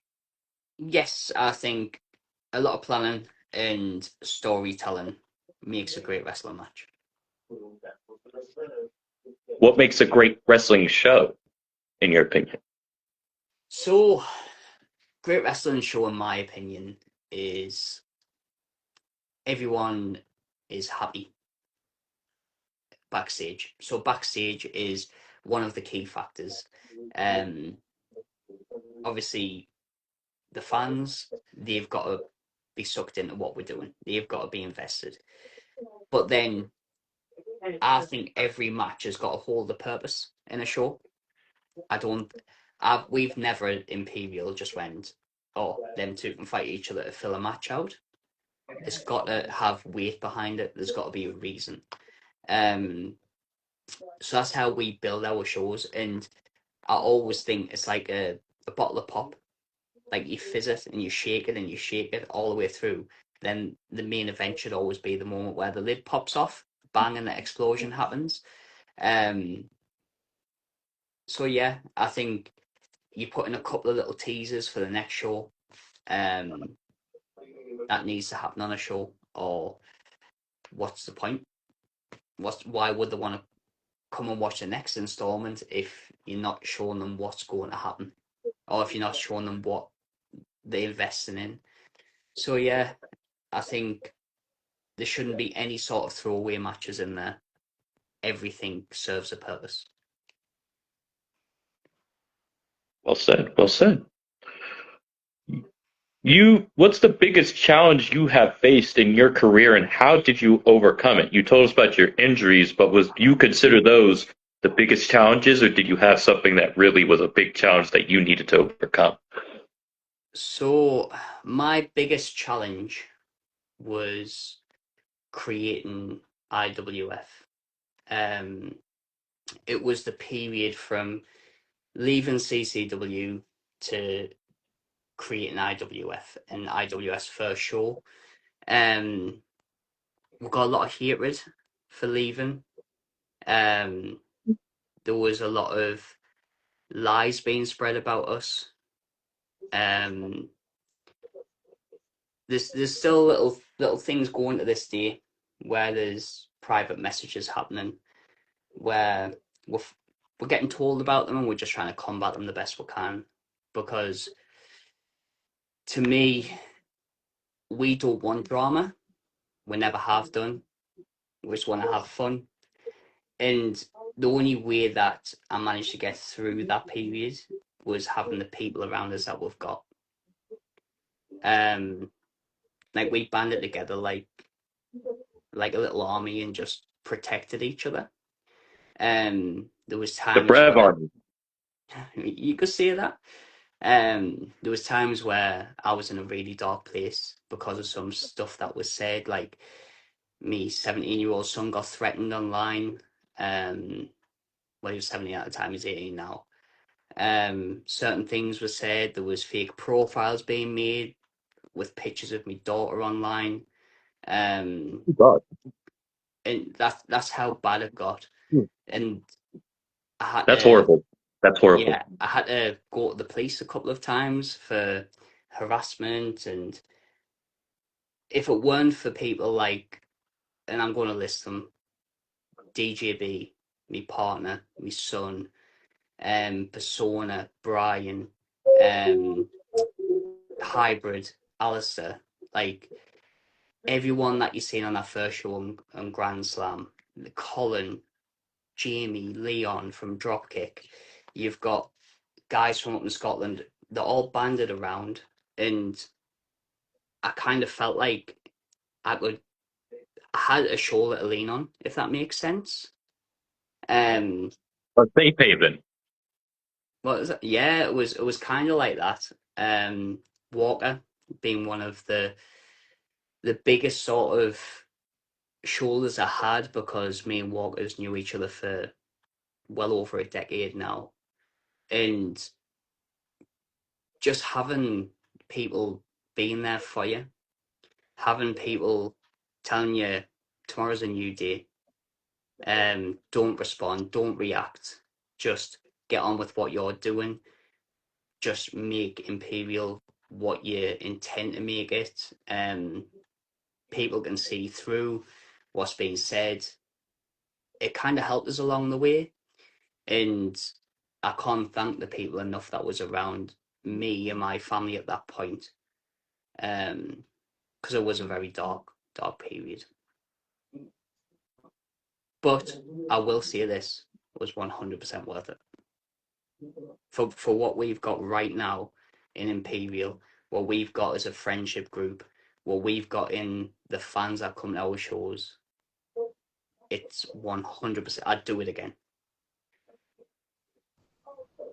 Well, I'm glad for the support and love that you have, and even like how you were saying that people were making up lies about you. It looked like people did not believe those lies because look at the fan base you guys created and still had with you, even going to do IWF, and look what you guys are doing now.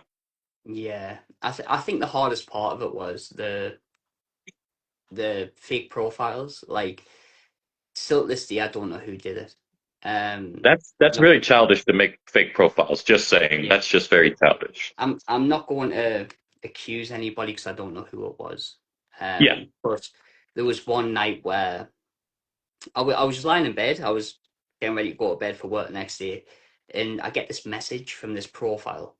And I'm thinking, what is going on here? Like, why are you messaging us? Like, I don't know who it is. And then they commented on something that they said about Alice's father who passed away. Um, I commented saying, take this down, and they posted a picture of my daughter up on there. And as you can imagine, as a father, you kind of, the mist comes over and you think, right, your parental instinct kicks in. Um, that was probably the most challenging time I had. But again, that is that's I just don't it's know just who it you don't was. post any pictures of somebody else's child like that. That's just no, I don't know not right. who it was, and I don't think we'll ever find out who it was. But that's kind of the challenges we had when we started Imperial. If you talk about challenges in kind of a respective since Imperial started and like professional challenges, it's always been more along the lines of how do we give the fans the best that we can. That's the biggest challenge because they first and foremost the main priority in this. We need to give them their money's worth. They've supported us, so we need to give them something special. And it's always a challenge because when you're behind that curtain with your opponent, you're thinking, what how's this going to go? I hope this goes really well. And yeah, I think that's the main challenge, running a promotion or being a wrestler. But yeah. Like I said previously, I'm glad that you got that support and love behind you, and whoever did those things, as I like to say, they always get their comeuppance in the end. Yeah, and I'm just going to go out there because I don't want anything coming off the back of this. I Hey, I'm not accusing anybody for them fake profiles. yeah, I don't know who it was. You can express as you want on here. On my platform, you're allowed to say whatever you like to say, speak about whatever you like to speak about. I don't hold anything back. Whatever you want to express, you're allowed to express. I want you to feel like you can express this without getting hate back. Like that's what I made this for, so you guys can express real hardships. You guys can express your stories. Like I want that. I want you guys to be able to express that, you know? Yeah, it was like it shows how strong the circle is though. Like when all of this was going down, like people like Jamdog and you and G Matty, all the way from up in Scotland, Johnny Thunder, they were reaching out and making sure I was fine. And what we're 4 hours apart, and they're still like reaching out, making sure that we're fine, and giving us kind of that kind of lift up to right, pick your chin up, let's get cracking, let's get moving. And again, I appreciate the respect and the love from them during that period.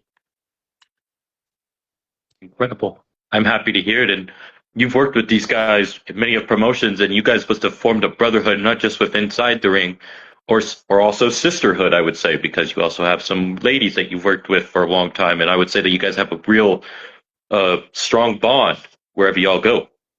Yeah. Like when people say that we're a close bunch, like we really are. Um, like there's not a day goes by where we don't speak. There's multiple times where we're having a night out, or like I'll host a curry night or something along those lines, and like all the guys come over. Um, so yeah, it's a very close knit group, and it's full of really good people. It's wonderful to hear. I'm happy to hear it. And a lot of them showed up here today. And thank you to everybody for supporting Dagon and his family and his brothers, his sisters.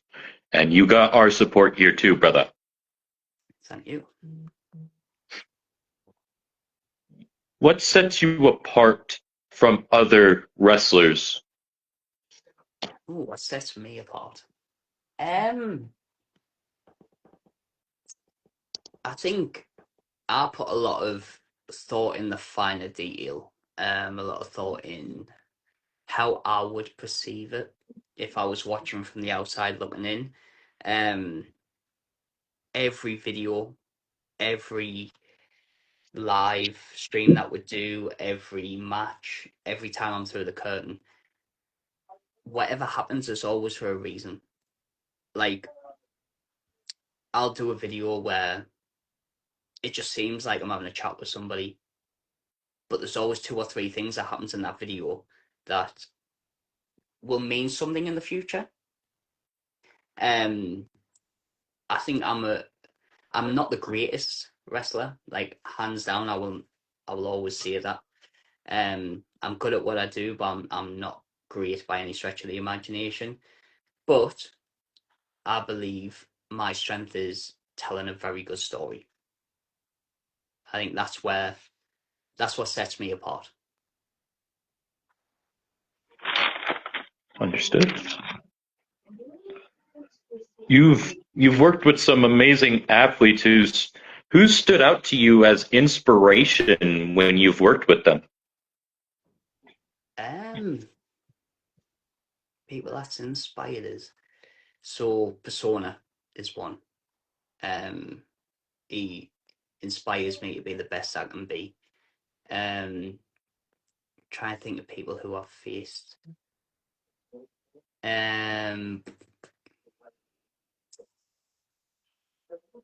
Johnny Thunder, I would say, because he really he's one of them where he's very professional. He's very good to have backstage along with like Rory Shaw. They would inspire us that way. Jam and Ewan, like the knowledge that they bring, they're always giving advice, they're always explaining to you like the next step you can take.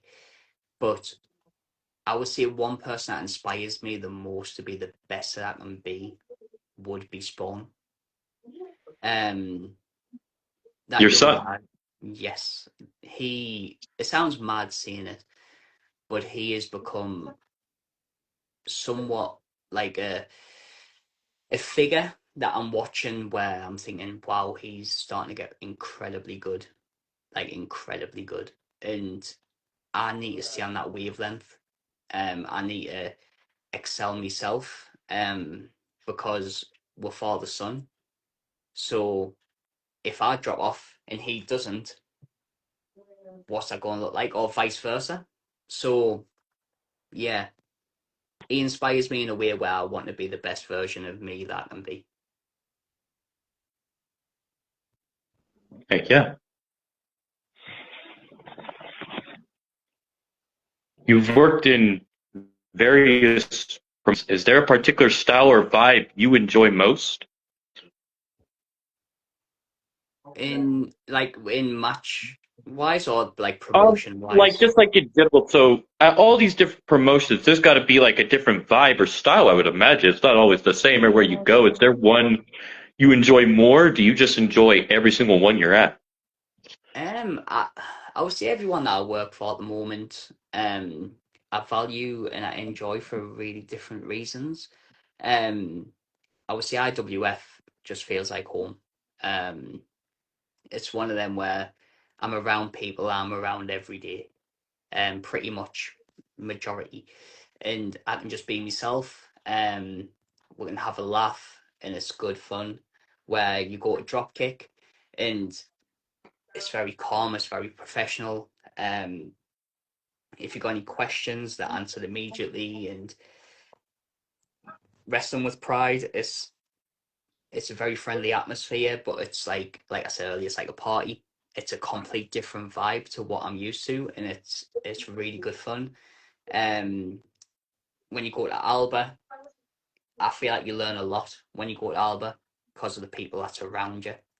Um, and then down Firestar, you meet new people all the time. So, like I say, I've picked up two people, three, four from Firestar that I like the look of, and I enjoy meeting new wrestlers. I enjoy meeting new people, and I think that's what Firestar provides. And again, it's such a friendly atmosphere backstage. That's great to hear. Happy to hear it. Now, how do you think your different personas help or hinder you in the wrestling world? Um, I think it's helped me get through certain sort of issues that I've been going through. So, um, like Dagon got quite bland, changed into the Red Face Demon. It was like a refresher. The big bad guy turned to Strange, bit of a different angle. Then back to Dagon, which is the completed version. So I think it's it's propelled who I am in the ring, but it does come with kind of a you sit there and think, oh, I miss Strange. Or you're sitting there, I miss being the red faced demon because I do. Um, there's certain things that I see or certain moves that I see where I think that would work for that person or that would work for that gimmick. And I'm like, but I'm not that person anymore. Like, this is who I am now. So it comes with its pros and it comes with its cons. But I think ultimately it's helped me career be what it is today. And Amy Elizabeth Baker said, "Oh, lungs of bagpipe, nicest way of saying Gobby I've ever heard." And Matthew said, "Give the fans an experience they want to have again. Work for your audience and effectively repay their ticket." I can definitely say IWF have done that at their last show. It was fun. All matches had a purpose and told a story on that night. Was a pleasure to be a part of. IWF from a locker room perspective has that real home feel to it. Nobody is exclusive, but everybody is welcome. It's how it should be. Yeah, and so two things. Amy, I won't say you've got a mouth on you. She's just like when she wants to rattle. Like when I won the IWF Championship and she announced that I won it, the same as with Taylor. Like you feel it.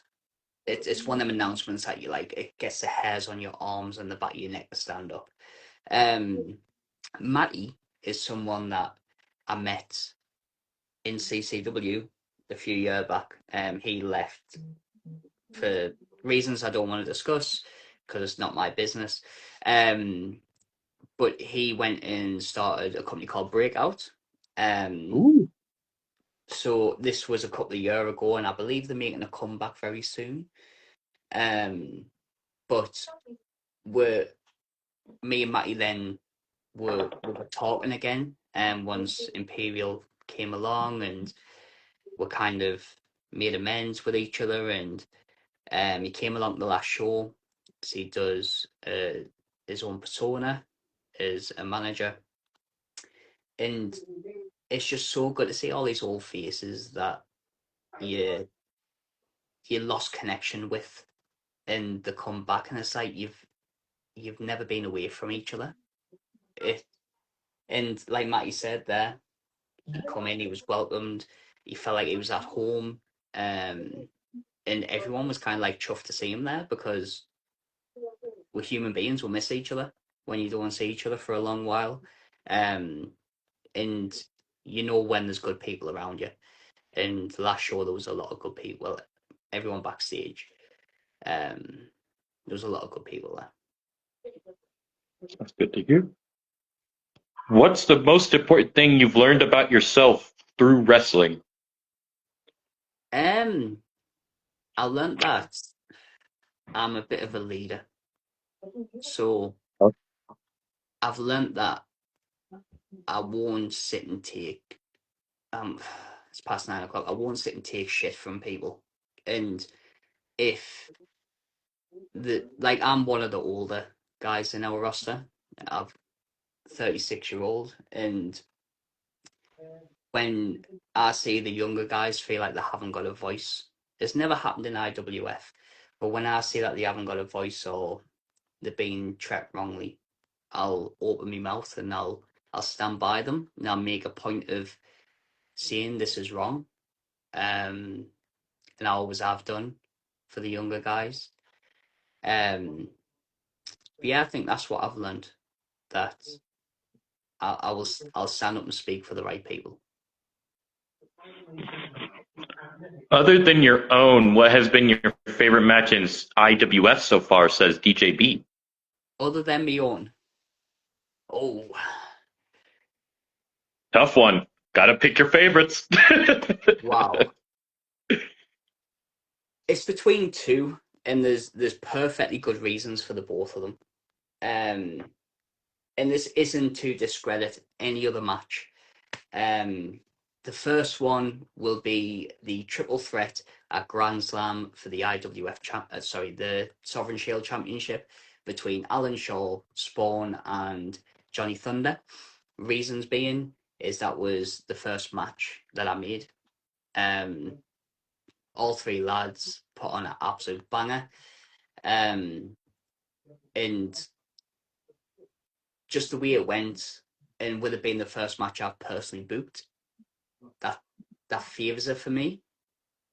My other favourite match I've seen that doesn't include one of my own was probably in January, where Thunder Flash faced Blaze of Glory. And if I don't know if you've seen the highlights of it, some of the moves that was in that match was outrageously good. But was Blaze of Glory came in with this fire. Like, I've never seen someone come into a company for the first time and hit a home run like they did. They had the fans jumping around at half time. I remember my daughter was on the merch stall, and I remember turning around to Lilith and going, "It's like a party out here, isn't it?" And she was like, "I know." Like, Blaze of Glory had people jumping around, and they came out and they just delivered. Thunder Flash stepped it up, and they put on a banging performance.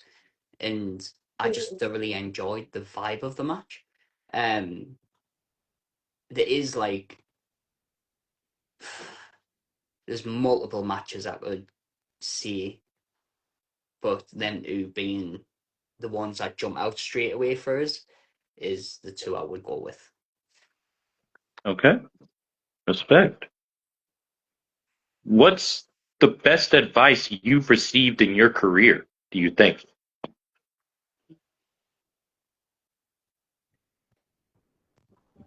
The best advice I've received Yes. would be from multiple people um, that I've been told to before, and that is you are an independent wrestler. Um, you're not tied to anybody, you're not tied to anything. So you do what's right.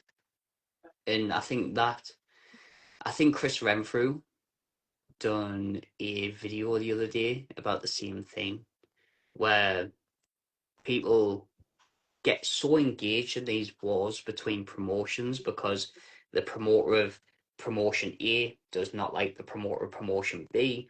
They start arguing with each other, and then people get sucked in. Like I was sucked into it beforehand. I know multiple other people have been, and then you make enemies of people that you don't even know, and I don't want it to be like that anymore.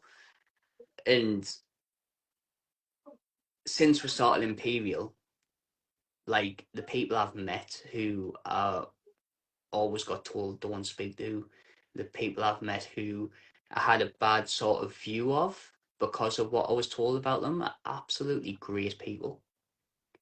So I think that's probably the best advice that I've ever been given.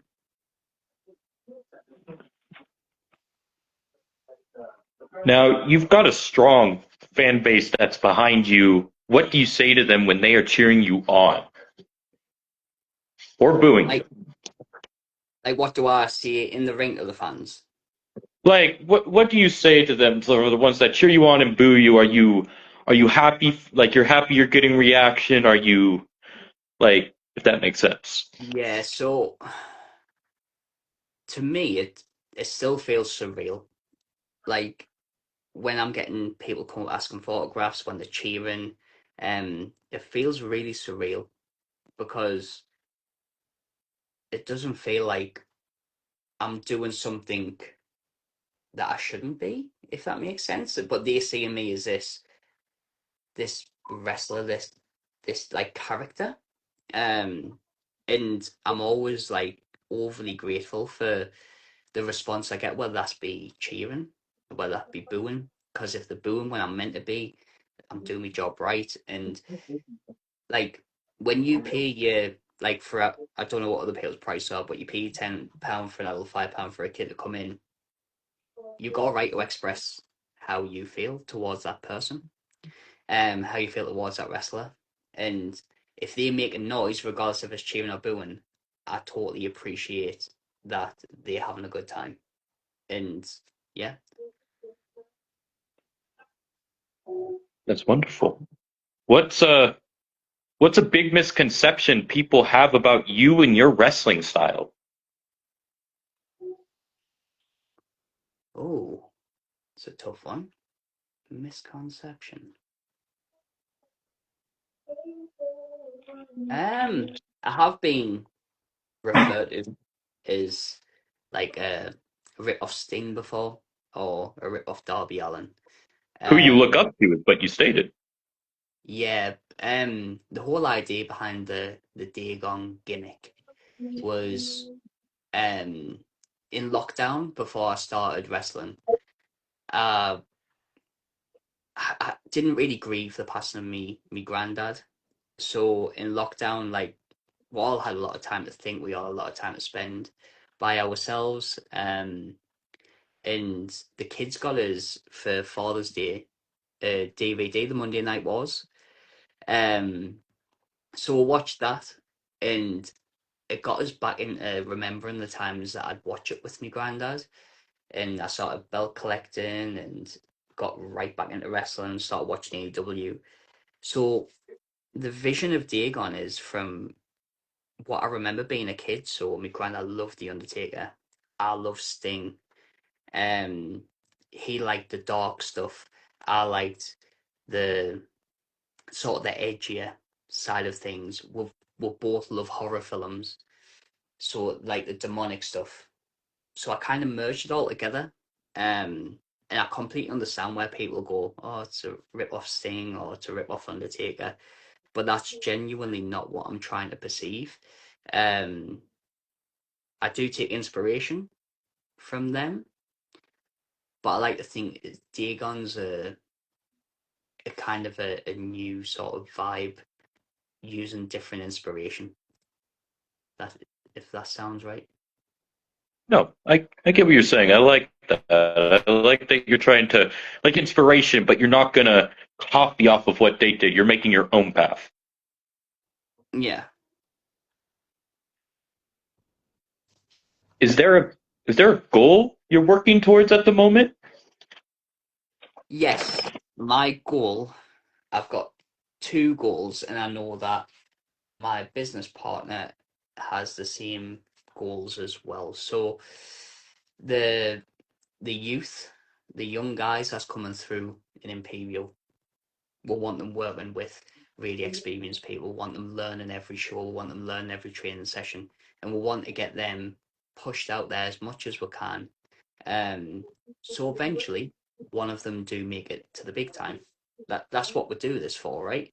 Um, you don't just want look at Leon Slater. He phenomenal talent, went to TNA, and we've recently seen him at WWE. Um, if we can get one or two of our guys to close to that level, then we've done our jobs right. The second thing, um, or my main goal, because I don't deal with the trainees, that's more persona. My main goal is making IWF a kind of a household name, kind of making it on the level of, like I mentioned earlier, like North, um, where people want to come here to progress their careers. I think we're on the right track. I do think it's going to take a little while to get there, but I definitely think there's nothing holding us back together. Indeed. I agree, and I can't wait to see it till it happens one day. I feel like you guys have a far career ahead for everybody that's within the company and people that are looking to go to the big time. I can see it. How do you think, because we were just talking about this a little bit, how do you think the wrestling scene has changed since you started? Where do you see it going? Um, so the wrestling scene when I started, I was very oblivious to it because I'd never ever been to an independent wrestling promotion in my life. It was all new to me. Um, it's I've only ever really seen the bad side of things. Um, like the arguments, the turf wars, the stuff that shouldn't really go on in a business where we're all just trying to have fun and entertain. Um, I have seen a big shift over the past year, um, where we're meeting people that wants the business to become like more prominent than what it is. Um, and seeing it from that side, I think we're getting to that point. I mean, we're seeing like Alba has just started their over 18s events, so they're doing additional events, which is great to see. Um, Dropkick is now just confirmed that the in Billingham, like their room in Billingham is unbelievable, by the way. And they like progressing as it goes. IWF, it's getting better and better every show. I think we've got everything in the right places. We just need to tweak it to take it to that next level. Um, and every time I speak to somebody, they've always got great things to say about either where they've worked or people that they've worked with. So based off that, I think the wrestling scene is going to really take off in a good way. Um, More promotions coming out, more wrestlers training, younger guys coming through who's going to take us to that next generation. Um, it's exciting. It is really exciting to see. Just the shift in the last year it's been a breath of fresh air. It really has. Wonderful to hear. Wonderful to hear This may be a tough question for you because you've been in a lot of places and been around a lot of years per se. Yeah. Could you give me at least a top five or top seven, we'll say, matches slash feuds? Oh, of like my matches and feuds. Yeah, like ones that you've had, but if you also want to shout out ones that you've really enjoyed watching, like you could do that too. Um, so far to see, like I think all my best matches have come from feuds that I've had. So it kind of like conjoins. I Okay. think up there for me on a personal level, me and Spawn. Feud has been unbelievable. The matches have been so good. Um, we've had 4 matches now, and you can see every time like the progression in Spawn, and the match gets better because of that. Um, I've kind of slowed down. He's picked up, and the last match we had was one of my favorites. Um, the feud with Persona, like the 2 matches that we had in CCW, and the 2 matches that we had in IWF, they've been, in my opinion, up there with me best. Um, really enjoyed it, and I think last show just gone was possibly my best match of all time. Um, conjoin them together. I faced the 2 of them in a 2-on-1. Um, where it was the Light Legion versus the Red Faced Demon. That And was that was so. right before he came back from hell, where you sent him. That's right, and that was such an underrated match, but it was so good. Um, I enjoyed every second of that. The boys got the big win. Um, and then the storytelling afterwards, where Persona kicks Spawn in the face and they broke up. Me feud with Jam Dog. That's up there. We had some mega matches. My favorite with Jam was definitely the last hardcore match we had. Um, Jam kind of portrayed as one of his old gimmicks, the artist formerly known as Jam Dog, and I was Strange, and we're kind of like on the same wavelength, so it just went swimmingly well, in my opinion. Um, that's 3. Trying to think. As much as we didn't get to have all the matches that were wanted to, I would say me feud with Dustin Hart is in there. That's purely because he trained me at the beginning. The matches weren't by any stretch of the imagination outstanding. But I think purely for the fact of we knew each other inside out, and the respect factor that I had then, I enjoy watching them back. Who else? Trying to Okay. think. Um, it is a toughie, to be fair. Oh, how can I forget the feud with Alfie Jackson? So Ooh. you look at it, it looks like we've had 2 matches when realistically he was part of, I think when we worked it out, I had 54 matches in 2 years, and he was part of 30 of them. Wow. Either a referee, he was under a priest costume, I was wrestling him, or he was some form of manager in some respect. Um, yeah, and I faced him not too long ago, and to see how far he's come, that was a great win. And the last one I would say was the feud with Walker, my very very first feud, and that was because, like I say, me and Walker go back decades. He's one of my best friends. We started at the same time, um, and to have them matches between us, it just meant the world that I got to do it with someone I was that close to.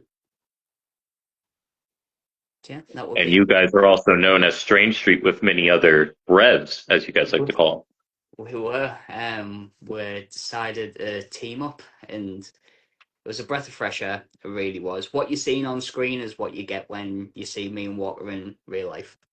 That is legit just us. them. I love it. Love the connection you guys share. What's some of the craziest things that's happened to you backstage or during a match? Um, I would have to say last show, getting the bin put over my head and getting coup de grace on the bin. That was quite crazy. Um, I had a death match with Jam Dog where he had a soap shaped like a penis, and No, no. he puts Oh, it down the God. back of me, puts it down the back of my trousers. It snaps in half, and he's stood in the Oh, middle of the ring with half of it, and I'm pulling the other half from the back of my pants, and I'm like, oh well. That was pretty hilarious. Um, Fighting in a shop with Jam. He hit us with uh wet floor sign and pinned us in a shop. That was a memorable moment. Backstage, I'm trying. I don't think that. Oh, we we used to wind Davey up a lot. My manager. We used to. So when I used to see it, and when he get you to go out there and really like amp up, and it's hard to get him at that point. So there was one day where I give him a sweet, and it had chili in it, and like he started going off it, and he went to the smoking shelter and was dropped a stink bomb, and that made oh. him go off it even more. And he's like kicking right off, but he's gone off on one. And I went up, oh, and hey, Davey, this fan wants your autograph. There was no fans in there, by the way, so I don't know how he fell for it. I went, they want your autograph. Will you sign this poster? And it was electric shock pen. That was it. That was the final straw. And I went, Davey, like the way you've just been there, that's how I want you out there. Like, get in the zone. But yeah, I think that's the only crazy thing that happened backstage. But in matches, yeah, the Jam Dog thing is very memorable. DJ B states, my first ever encounter with Dagon was asking for a photograph, and he also said, I don't know if this can be classed as a backstage moment, but back in my cameraman days, I once followed Dagon into the toilet. Um, um, So, so yes, no, that is a moment. So I'd just been out, I had a match, and I was in the Rumble, which was a match just after, and I'm backstage. I'm thinking, I really need the toilet. Like, really need the toilet. How am I going to get there? I'm the big, bad, red faced demon. I can't just walk off to the toilet. So I'm looking through the curtain and I see Dustin Hawk go to the toilet. So I'm like, right, my music's about to hit. I go in there, I can go to the toilet, and then we can come out fighting. So I come storming out, storm past the ring, walk into the toilet, and just as I was about to see I've already come to the toilet, I look in the mirror and I see DJB standing behind us with a camera. Dustin Horse standing having a wee. And I'm like, oh, well, I'm not going to the toilet, am I? So I just hit him. Dustin didn't have a clue about it. I clocked him. He turns around. We saw fighting in the toilet.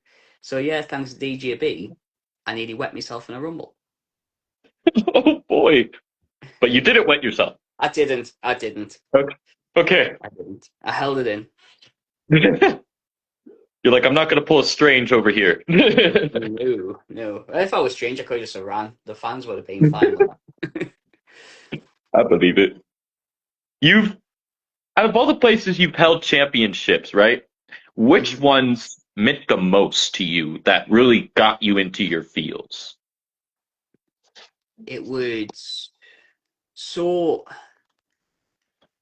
I think the championships I've held. So I think the Light in the Dark Championship, I was given the opportunity. I was very new to the business. Um, I probably weren't good enough to hold a championship at that time. Um, that did mean a lot to us though. The tag team championships, winning them with Walker, meant a lot.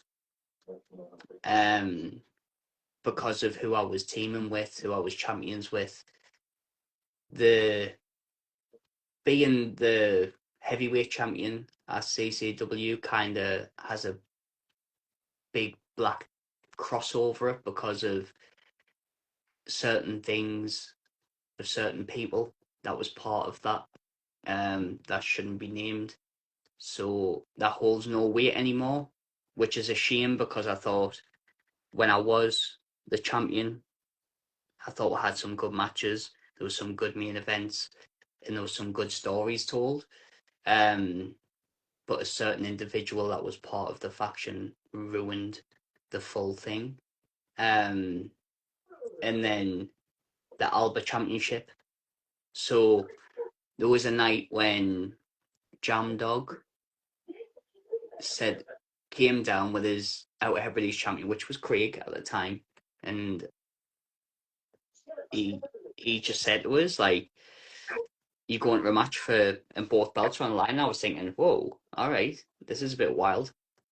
And I become a double champion, and I was light and dark champion, won Out Hebrides championship, and I walked out the back with both belts, and Jam came and put his arm around us and went, "We'll be seeing you up Scotland." And I was like, "What?" And it like blew me mind because I'm thinking this promotion has put a lot of faith in me holding this belt. And when I got up to Alba, I was told how like prestigious that Hebrides Championship was, and I was holding it, and it was mental. But for me, being the Imperial Champion, the only way I can describe it, when I won that belt, I felt like I'd hit the jackpot. Purely because of, I believe, one of the fastest rising promotions in the Northeast. The people that belt stands for, like the whole roster, the staff, the fans, Cheers Bar, Grindon, who's hosted one of our events, Sunderland, in a sense, it's my hometown. But becoming that champion, like, it meant a lot. And I think that is the most weight that I've ever held. And I know I've got a big job moving forward in making that championship something very special for the company. And yeah, I would probably say the IWF Championship would be the big one for me. Well said, well said. Thank you for that. Can you give me you've told me like one or two people you said you've not faced that you wanted to face. Can you maybe tell me like a list of like 7 or 5 that you would like to face that you have never stepped in the ring with, whether they be on the indies or big time promotions? So I'll stick with people that I can realistically have matches with. I've never wrestled Asylum, but that is going to be ticked off quite soon. We will be getting to that. I actually have that question lined up. I've never wrestled Jakob. Jakob is somebody that I think is a phenomenal talent, and if the story ever crossed paths, it would be something I would be definitely interested in. Try and think of who else I haven't wrestled. Fahrenheit, I've never wrestled him, and I think that would be a good match. Tommy Cartel, I've never wrestled, and I think we could put on something special. Rory Shaw, I've been in a match with him, but it weren't a one-on-one. So I would say Rory Shaw. And Okay. then lastly, Johnny Thunder. I did have a match with him about 3 years ago, but it lasted 2 minutes. It was like, it was a qualifying match for a championship. He won his qualifier. He had me next as the red face team. I come out. give him a kick and pinned him, like I cheated. Yeah, I would love to have like a proper explosive match with Thunder. Yeah, all the that names would. you listed off, I know everybody would love to see. Yeah, I would love to face them in the time that I've got left. 100%. We all hope it will happen with IWF. The possibilities are endless. And I'm coming down to like our last two questions. You have a show called Regal Rampage for IWF coming up, where Asylum has made his claim for your belt. And you said you've never faced him, so you get the name, cross off one of those names off your list. Are you, what do you have to say going into this, and do you have anything you want to say to the man himself? I think with Asylum, he's something different of what I'm used to. He's big, he's powerful. Um, he's a veteran in his own right. Like he's been doing this a lot of years, a lot of different companies. Um, I've watched some of his matches just today. I watched some because I like to kind of know what he's about before we go in there. Um, last time I think Asylum was anywhere near me in a ring was 2022, and that was in a Rumble, um, where he picked me up and slammed me on my Max Cooper, and that was the only sort of encounter we've had. I think he's going to be shocked at how different I am now, how much I understand the business compared to what I did before. I'm nowhere near the level of knowledge that he's got, but I think this is going to be, if not one of the best matches of my career. 100%. Do we have a date for Regal Rampage? It is the 21st of March. Okay. Yeah, it's a typical David versus Goliath match, but the David in this is a demon, and the Goliath is the powerhouse Asylum. It's a match that I'm really looking forward to. I can't wait to see it, and I know many others are gathered up for it. And thank you for that, sir. Thank you. And I think Asylum might be watching. I did tag him earlier, so if he pops in at the later time, we'll see it. But before I get to my last question, um, this is, and I found this myself, basic communication goes such a long way. Like there's only very select promotions who are all with us or against us, and the majority actually want others to succeed. We are all in this ultimately for the same reason we love wrestling, says Matthew. Yes, I agree. Again, there is people that is in the business that thinks the world are against them. They think that they need to battle every other promotion when that's not the case. I said it earlier and I'll say it again. Like UWA, they're having the first show tomorrow. Every promotion to us is competition. They are. However, we want to see every promotion succeed as well as be successful ourselves. And if that means that we can support them, if that means they can support us, if that means that talent is shared across the companies, then so be it. Let's just make the sport that we love like a fun place to be again.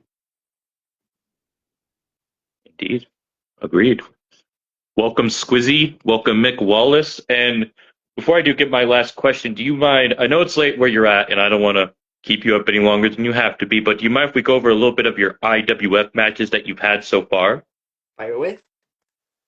So far we've went over the Marshall match and the recent match that you had against Persona, but you also faced Persona to crown the first ever Imperial Champion, and Persona won That's correct. at IWF Grand Slam. Yeah. That match was very different the one that we just had. It was hard hitting. There was a lot of story going into it, very similar to this one. It was a moment where the red-faced demon become the good guy. And that shows you how much of a powerful bad guy Persona is. Yeah, we've done it where Strange for weeks was saying to the fans, he was locked in an asylum, saying, "Don't be afraid of the dark. Like, don't be afraid." Because the Red Faced Demon's music starts with, "Are you afraid of the dark?" And it was that nostalgia piece. So Strange was at the show. He'd done his little chat. Everybody, Persona enters the ring, and then Strange comes on over the speakers, like talking to Persona. Then the Red Faced Demon music hit, and it was kind of like that shock factor. Persona, rightfully so, got the championship, drove the company forward with it. And again, I don't want to make his head too big because it already is. He's the best in the world, isn't he? But that is up there with one of my most favourite matches I've had, and it's purely because of the standard that the match was. Hell yeah. Was a great matchup. And that's just what he helped lead the company into a new era, which is what led you guys up to your eventual match where you won the championship. And definitely there are more encounters to come in the near future. And at IWF Night of Champions, you took on Simon G Money. Was this because he took over your, like, was on your podcast, or you were supposed to be on his pod? No, so he done a segment called Money Talks on a Grand Slam, which he had Lilith out, and he gave Lilith some crap, and Lilith gave him the face buster.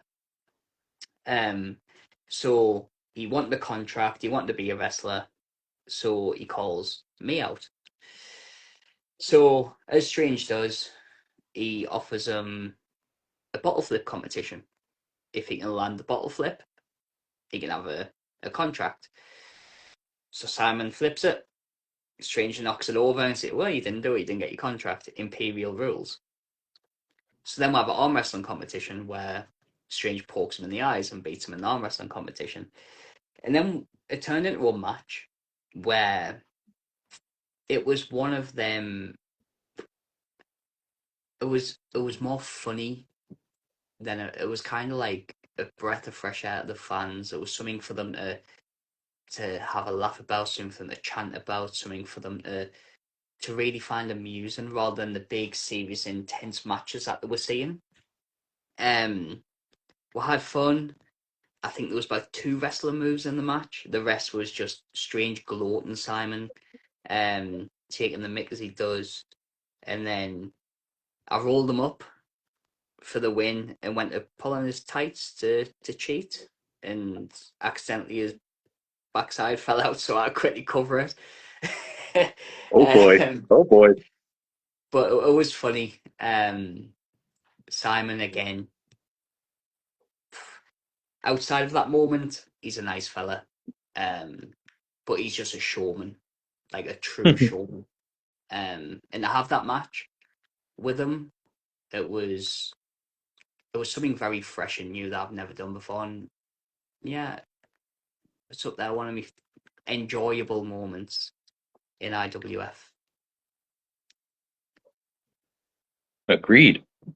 And next, this led up to your encounters with one Nate Sawyer at IWF Monarchs Madness in a Falls Count Anywhere, where you were the red-faced demon versus Nate. And Nate got the Yes, better of you after that table move. that's right. So, this one was special to me for reasons that I don't want to kind of put out there because I know fans will be watching. But I've always wanted to face Nate. And what cooler than Nate versus the red-faced demon? Never seen it happen before because red-faced demon was always the bad guy. He kidnapped Lilith. There was some great videos going out of where he had Lilith. Red-faced demon blew his house up, and it was on IWF news that his house was on fire. He then brought Lilith out to the ring. The fans were going berserk. Redface come out. It got a bit chaotic, and then it ended where Nate poured holy water down Redface's throat and spiked him to fall out the ring through a table, and he got the win, which led to Spawn coming flying out and offering him a match for the Sovereign Shield to protect his dad. And that led to 12 Days of War, where you guys had a 3 stages of hell. And in these 3 stages of hell, there were many factors, but the matches for the 3 stages of hell, there was a standard match, I quit match, and if the final, if necessary, last man standing, Persona was there, Spawn was there, Lilith was there, all these different factors. Scar was over there watching in the background, like, all these factors played into this. It was a crazy story. That's right. We had the standard match where Dagon got the better of Nate, so Nate capitalized by getting himself DQ'd, hit us in the head with a bacon tray, which then set up his territory, where it's I quit. It's a lot of like weapons and it's very hard hitting. So that fall ended where he had me tied to the ropes and he grabbed a hold of Lilith. So Dagon, naturally protecting his family, quit to get free. Persona came flying out to save Lilith for some strange reason, which we still don't know why. Spawn took the chair shot to save his dad. Then we got into the last fall, which was the last man standing. And it finished with a snow shovel. Snow shovel, Christmas, as it is, throwback to Home Alone. And you saw you took one to the head. And yeah, that was Dagon defeating Nate Sawyer. And I can't wait till that's revisited, because you guys have basically a great way of storytelling, like all of you guys do. But that one had to be up for implications of a feud of the year, in my opinion. Yeah, I thoroughly enjoyed it. Nate's gimmick, I'm really, really invested in. I think the look, the ideas are so cool.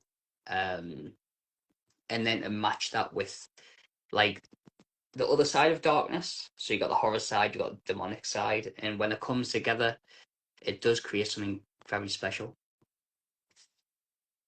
Happy to hear it and happy to see it. I can't wait to see what you do next with the Imperial Championship, as many of us are. And we have reached my final question that I ask everybody on the pod. What do you want your legacy to be? I want people to see that I'm humble. I'm not, by any stretch of the imagination, egotistical. I know me remit. I know the level I am. But ultimately, I want people to know that I had their best interest at heart, and that was where the IWF come into it. And I say when we reach a point when we are a really big promotion, I just want people to understand that I didn't do this out of spite of anybody. I didn't do it out of hatred for anybody. I did this because this was a dream. And when the dream becomes reality, we've all been a part of it. And they've got every right to be in there. And it's not just because of what I've done for you, it's the fact of what you've done for me by getting the IWF to where it is. Thank you for that, Dagon, and thank you for giving me the time of day to even come on here, and just thank you again, man. Thank you for even giving me the time of day, and I hope that the rest of the night can treat you well. If you'd like to say anything else before we get off here, You have anything else you would like to say? It's just purely support your local wrestling. If you see a post or a post on Facebook or Instagram or whatever, get yourself along, support the guys. It's I've wrestled in a empty room and I've wrestled in a full room, and the fans make wrestling what it is. So get yourself along, take the kids, enjoy yourself. Um, if it isn't for you, then fair enough, but just give it a try. To the other promotions out there, like, work together.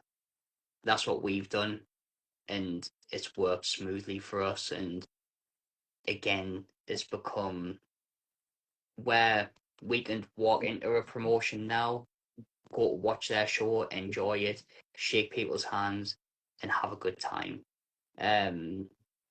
Continue to keep that going. If you're a young, talented wrestler, you're not tied to anyone. You're not, if you're told don't go there, don't go here, make your own judgment.